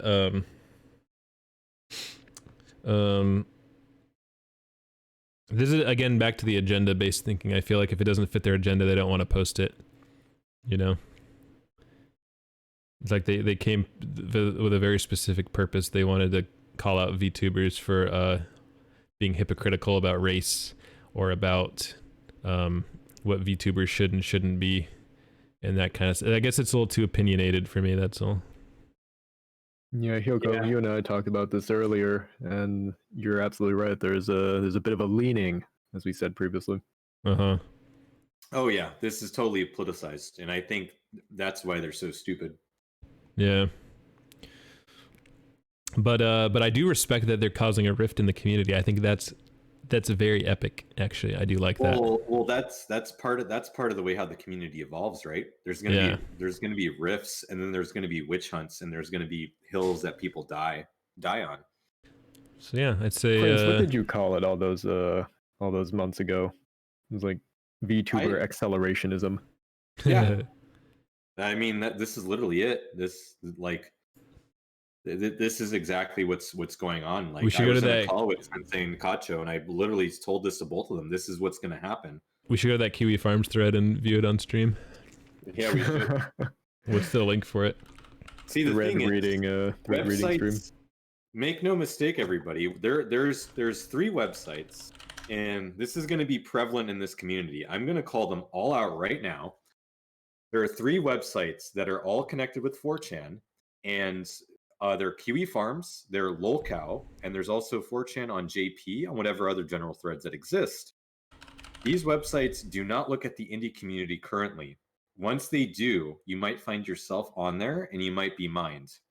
This isn't the case yet, but like, please, like, give it a few more months. These people will be dedicated trolls that will start making Twitter accounts just so they could get a rise out of you. And then Lolcow will eventually get more popular amongst the VTuber community. And people are going to be anonymously posting on that. And they're going to be talking about he said, she said type of stuff. This is what happens with the Lolita community. And you're going to have Drama Central. And this is what this is going to evolve into in like the next few months. And then 8chan is going to have some things like that too. So I'm just going to tell you this in advance right now. The only way to prevent yourself from kind of like wanting not to be put on these websites, don't think before you tweet. Just know where you go. Personal Lolcows. I have 2 personal Lolcows currently. One is a nearly 30-year-old man who is striving to become an NVTuber at the behest of a 17-year-old girlfriend. The other is the aforementioned girlfriend. It is equal parts cringy, creepy, and hilarious. Prince, I think it's already starting to get the ball rolling. I've seen a couple of familiar names on some of those threads. Oh, you very interesting content. Yeah, I think I saw T Bison on. No, I'm just kidding. Just kidding. Hey, listen. If I could see myself on it, then I've won. But yeah, like everybody, this is the future of the VTuber community. You're looking at it. When you get put on websites where their entire purpose is to mine people for laughter, that's when we've reached a point in the community where you're just going to be seeing conflict left and right. Wait, hold on. They have to be talking about VTuber. That's just my 2 cents, but it's somewhat amusing as it is to have the NVTuber community's lunacy catalog. Whoever runs that account tends to preach too damn much. I get that it's probably a way to vent their own frustrations out, but it's ultimately a useless exercise to constantly explain why something is stupid to a bunch of people who won't listen. They must be talking about VTuber cringe. See, they gotta be. Yeah, they thinking are the same way. Grave mind. Not sure if it's either interesting or is posted here before, but there's a gimmick account about cringe from Western VTubers and their fans.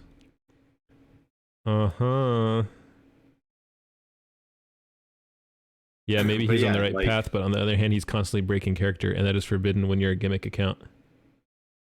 But yeah, everybody, if you want to prevent yourself from ever getting put on the stuff like this, get thicker skin or become like me. That's all I'm gonna say.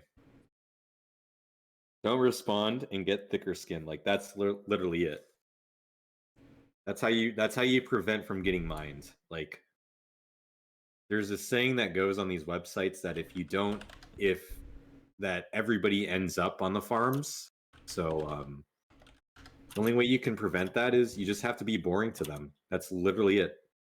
But the VTuber community will eventually become more and more on this. So just be aware. And like this is just me like showcasing a little bit of my kindness.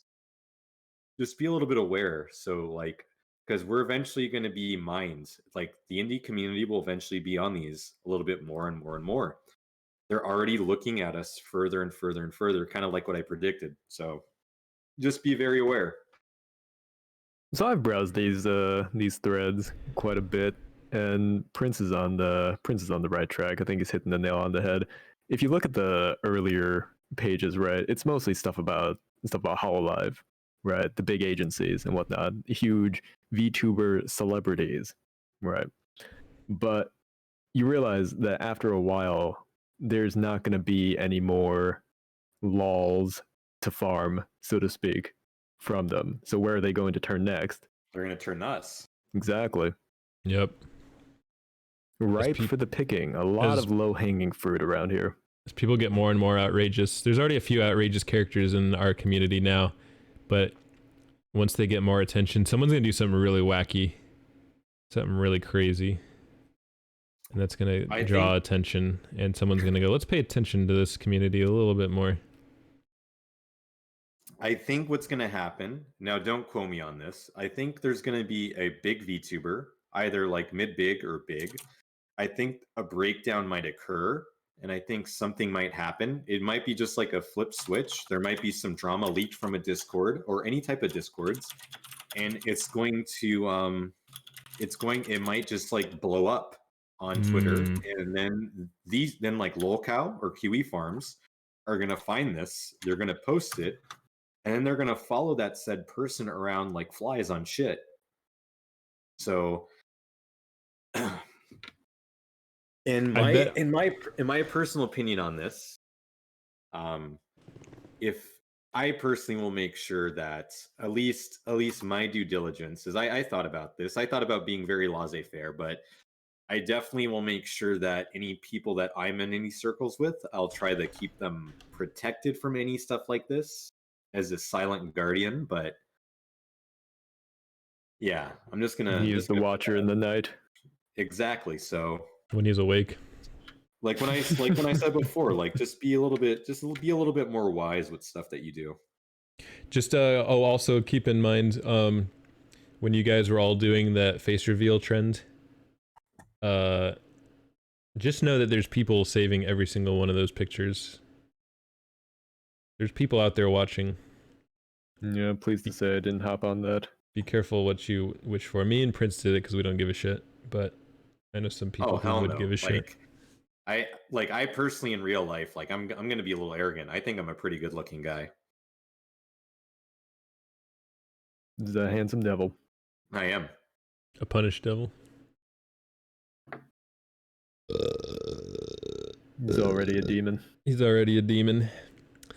I'm the Raiden of the VTuber community. I think something's gonna happen when something happens where a big English VTuber does something involving a Japanese VTuber, or an indie English, like one of those big ones. What is it, like VShojo or something like that? Maybe they'll have some kind of scandal, and that'll draw people more over here and there of which one of the VShojo crew is going to be the first one to crack and eventually lead to the unraveling of the whole group. Oh no.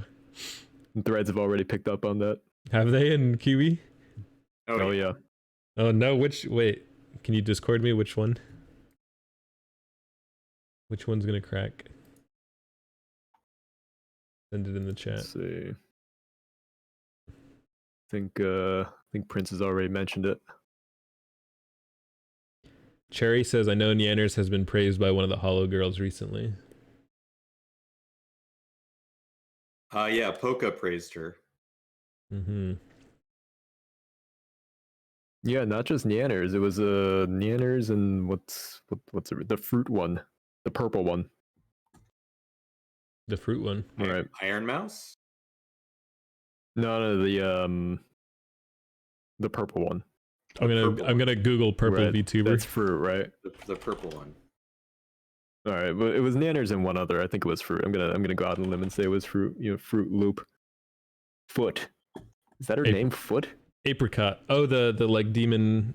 What the hell? I don't know. She's She's a the good green one. designer. Okay, I don't know why I said purple one then. Wait, But what it about was, her? it was those two. And people have been saying, "Oh, well, now that these two have lit- touched greatness, how are the other Touch Bishoujo girls gonna greatness. feel, right?" Jealousy's a bitch. Fantasize. Are they all V shoujo? I don't know. I don't care. Oh, they are. Okay. You know, I don't write my own speeches. Tinky I do Winky. need capital. Fucking Then the Jake. votes. Jake clarifies that Tinky Winky is the purple one. Oh, nice. Tinky Winky is my favorite JP VTuber too. Yeah. That VTuber has a triangle on their head. They're my favorite for that reason. I'm loving his man bag. Uh-huh. Oh yeah, he got a lot of flack for that, huh? Rip in peace. Tinky Winky actor. Simon Shelton. Wait, Simon Shelton died? He's dead. Damn. Died of COVID-19. R.I.P. No, just kidding. What else? Yeah, drama, whatever. Hey, so did the hero Hey guy just totally turn from talking about stuff to just totally being an indie VTuber guy or something? What's his deal? No, I he think- just picks up on whatever's popular at the time. Did he Yeah, just that's happen to People talk describe him about? very accurately. He's a YouTube tabloid. He's Oh, is like he? a low-hanging fruit kind of person, and he kind of like the thing about him too. It's like God, he has like the worst kind of charisma for it. Yeah, Like he's so boring. He's like a log. agreed. The final update of the Coco situation. Yeah. I watched him like ages ago, and I was just like indifferent about what he made, but now like looking now at what he makes, he's like getting better at it, and it's not necessarily. a I great don't know, man. You topic. know how modern journalism is when they put out articles. It's literally just a bunch of tweets, and then the article is summarizing said tweets. Mhm. That's essentially what he's putting out as well. He reads off a tweet in the video, summarizes what the tweet says, gives a hot take on it, and then And ends then it. that's it. That's why all his videos are like 3-4 minutes long tops. Yeah.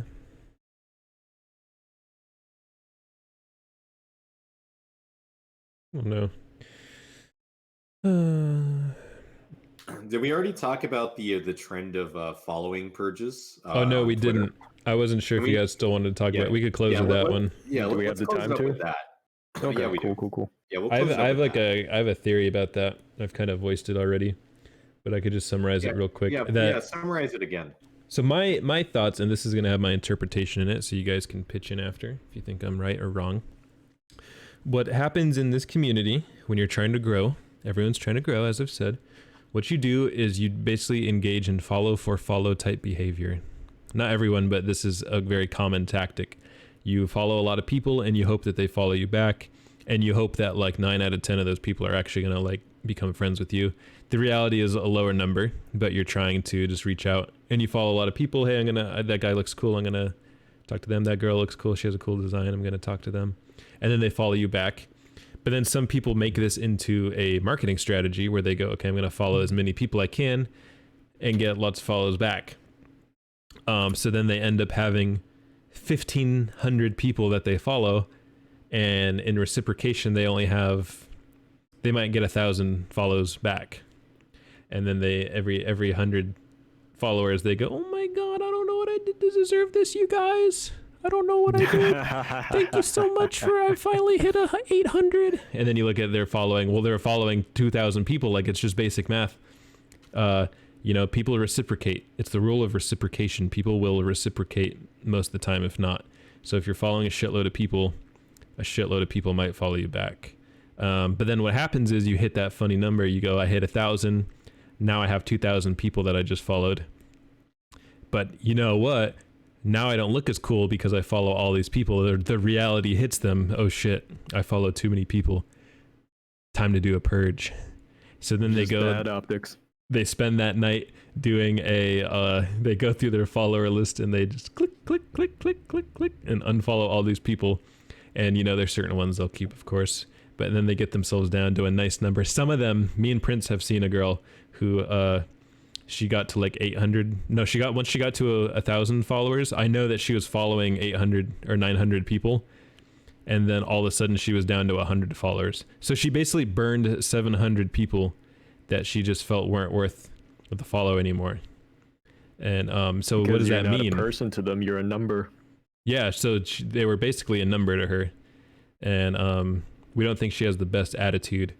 So I don't know how that's working out for her, but that's how I see it. And I think what happened was someone wanted to be considerate, so they said, "Hey guys, don't get mad if I unfollow you. I'm just trying to unfollow people that I don't talk to anymore." And you can't. I mean, that's true because the Twitter algorithm can't show you everybody at the same time. So then they go and unfollow all those people. And then I think everyone saw that as a nice cop-out or a nice excuse. So then they started saying, okay, well, the community says it's okay for me to do it. I'm going to make my purge tweet too. Hey guys, sorry if I unfollow you, but I just got to clean up all this shit that I made. This mess that I made. And then they go unfollow 1,000 people. And then I think that's the explanation for it. But let me know if I'm too Right. cynical. And so, No. as Ocelot says, the hardest kind of man to break. The Yeah, kind who's no. fooling himself. Oh, and then just to finally say it, the alternative option, of course, being that like the quality of your tweets and the quality of your character is so great that the following rate far exceeds how many people you follow. And that's what people want to give the appearance of when they do this game. And some people just earn it. And that's my piece. I'll finish there. No, I actually I agree with you on that. I'm just gonna go off on a limb. I'm just gonna call it like what I did earlier as a troll. It's just a trend, just like womb tattoos. That's all it is. Oh god. Fucking womb chat. Jesus fucking Jesus. Christ. Mass purges are trends. That's all they are. We forgot to talk about that earlier. Jake says, I think a lot do the old, you can unfollow me if you want, knowing the majority of their followers won't see that tweet. Yeah. Probably. It's optics. It is all optics. Because then it's what it is, yeah. Because then they can go back in the timeline and say, well, did they even give a warning? And then they go and they scroll through your timeline. Oh, they did. Okay, that makes them absolved of their sin. It's just a way to cover yourself. Yeah. Simple insurance. Costs you nothing. It's a good strat. I'm a little bit of a follow for follow bitch in that, well, I don't follow people back as much as I used to, but No, I like, barely follow people, period. but I won't unfollow people that follow me. I want to keep the connection. My follows are based on this. If you want to get the Prince Reinhard follow, either you're a good bitch to fuck with on Twitter, or you respond to me and talk with me on a normal basis, and I have good conversation, or I genuinely like your content. Yeah. But I will I never guess that puts unfollow me in you. the latter. Like, I'll never unfollow somebody. Like, I'll only unfollow you is if we're mutuals and you unfollow me for some dumb reason. I'm just gonna go ahead and do it. Or what I'll do is, I'll just go ahead and get my social like fast food media follows, which I have a big erect cock for that, and that feels good. What have you got so Um, far? You got Papa John's? Did you get Arby's yet? Get that Arby's follow. I have not gotten Arby's yet, and I am on my way. I'm gonna say this. Let's see, and I will be going into my next collab pretty soon. But yeah, Okay. You know what I also want to add to this real quick is I'm a little bit petty, so I use Who Unfollowed Me, that website where you could see who unfollowed you, as the name would suggest. Knowledge is never petty. And what happens is like, I'm going to say like 90%, 95% of the people that unfollow me, what type of people do you think they are? The ones who disagree with your sagely musings. On No, the Twitters. that's only like the 5%. The rest is people that have never talked to me once. I didn't even know who they were. I don't even remember them when I see their name or their avatar because they've never reached out to me or never They've never even liked a tweet. They've never tweeted at me. They've never said, hey, what's up? So those are all the people that are using the follow for follow tactic, hoping to get something in return for it. Oh, So we're that- getting into analytics now. So this is very prevalent. So no one can say like, not that many people do that. It's like fucking 95% of the people unfollow me are all people that have never spoke to me once, and they're all expecting something in return. And they got bored and said, oh, he didn't follow back. Bye. Not that I don't do it every now and then too, but I follow people with the intention that I'm like, oh, I want to talk with this person. I think they seem cool. Sometimes you can see it play out in real time. Like if you don't give a response within 48 hours, you see the numbers start to tick down yet again. Oh yeah. Yep.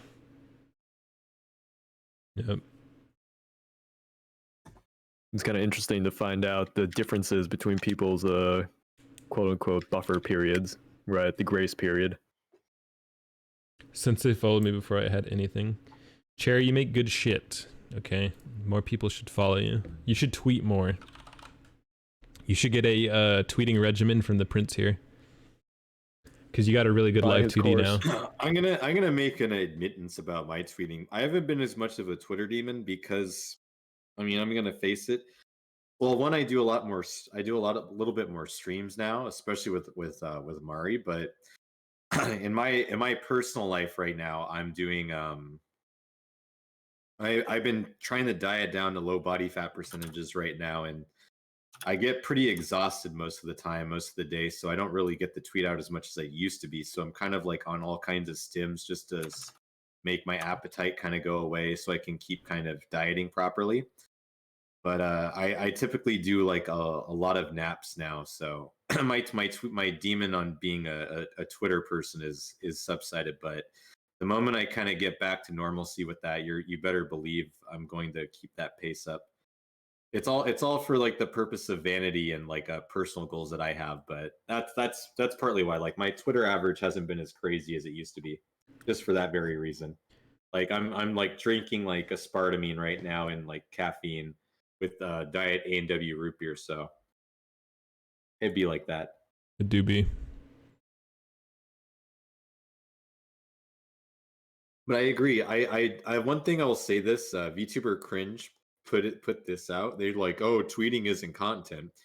Tweeting is totally content. Tweeting is how you talk with people and how you get the fuck with them, and how you like make connections. Is that what he said, or he was just repeating more? Cal- And yeah, he said was don't. repeating He more. said don't just tweet. I think is what Yeah. he said. And if Tweeting if that's is all he great says, content. if that's all he says, then I agree. Don't just tweet. But I think, yeah, I would argue in your favor too that you've done a hell of a job just tweeting. Yeah, yo, hell yeah. Because what it does is it almost guarantees you a viewership every time you go to stream. I've seen my that. Like personality is you on could Twitter. you could easily surpass me in followers because you just in Twitch. I mean, because you have so many people that you talk to on Twitter that they're just waiting for you to stream. So then when you do it, they're like, oh man. But what I told Yeah, producer That's the is key I word, though, worry. isn't it? You got to do something besides just tweeting. Yeah. I tweet. Yeah. Well, Like, what I was telling I'll- producer, I said, what I worry though is if you do stream regularly, do you then have what it takes for people to show up consistently? And that's what we'll have to see. Like, I definitely will say this much. It's like whenever I am tweeting, whenever I am definitely tweeting, what I find definitely interesting is I do gain followers on my Twitch just for the sake of just having it on my Twitter. So that's pretty fan flippin' fantastic. Like passive income. Yeah, so I've been doing myself a little bit of a solid, so it is what it is. Gotta stream more. Oh shit. One of these days, but not today. Oh god, producer just a But pin from the heavens. anything else before I jump off to my Warzone collab? No. Are you gonna get that sick dubski? You're gonna play fucking gonna get- Warzone? Yeah, When did I'm you have the playing time with- to install that? I installed it during our talk. Oh my god. You must have better internet than me. That took me like fucking hours. Warzone's like 100 some odd gigs, isn't it? It's like 150 Yeah. gigs. Yeah, I sure did. Sure pulled the wool over you rascals. Make sure to change the field of vision. I think the settings are shit when you first start it. Alrighty. No, man, I've only ever played on default settings. But yeah, I don't remember. So I guess what we can say is, when are we going to do this discussion again next time? And what are the topics going to be? We're supposed to do So We're doing Wednesdays. this weekly. Wednesday. Wednesdays. Okay. That's what that was the goal, but if you guys think Saturdays are fine, we could just do Saturday. But I feel like that's when people want to collab and do things more. Like Wednesday is an off day, and I feel like people are more willing to watch on weekdays because they're too tired to want to stream themselves. That's my thinking. They do always. say Wednesday is the highest content consumption day of the week. Yeah, that was my thinking. The next time, hopefully, Sensei gets a controversial figure on here. Yeah. Besides you, yeah. I'm incredibly controversial. Problematic, even. I'm so problematic. I don't belong in this community. Make sure everybody, I don't belong in this community. I'm just going to go out on a limb and say that I don't belong here. A force to How be long reckoned before we with. can see the Prince dossier? Oh, I can't wait for it. Do you guys know some know, of the I might- signs and symptoms of dealing with Prince? Includes weight gain, hump of fat between the shoulders, unexplained and sometimes sudden weight loss, fatigue, muscle weakness, muscle aches, pain, increased or decreased heart Blurred rate, vision. sweating, constipation, frequent Dehydration. urination, purple or pink stretch marks, rounded face, puffy face, dry skin, thinning hair, infertility, blurred vision, nervousness, anxiousness. Those are just a few of the symptoms of dealing with Prince Asgard. Nice. How did T Bison get mini canceled? Alrighty, boys. well, no. I'm going to go to my Warzone collab. All right, T Bison, you'll have to jump in the Discord and talk about that with us. Perfect. All right. Oh, did he just leave? Oh, he really has to go then. Okay. All right, see you, everyone. Prince. Thank you, everyone who showed up. I'm glad so many people stuck around. This is good. This is a good time. Div got here at a good time. We're just ending. Hello, Div. Hello, hello. So, yeah, we're going to try to do Wednesday and try to keep that the regular 2 to 3 hour talk about whatever's hot. Just try and collect some What are we gonna topics call of the this week, Kacho. Going forwards. Perfect guy life. Just kidding. Perfect guy life. It's already taken by someone. What do we call it? We could think of that. We could think of that. We need something catchy. Something that really rolls off the tongue to get the Twitters a buzzing. BB Sensei. What's BB? Bye bye? Or are you calling me Bridge Baby? Bebe. Baby.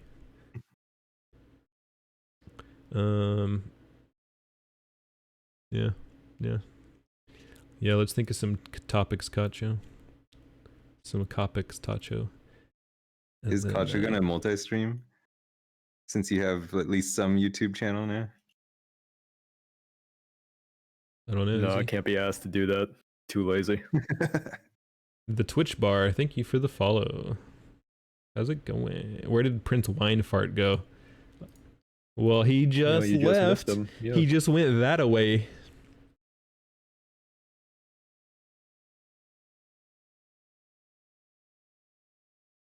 All right, let's get the hell out of here.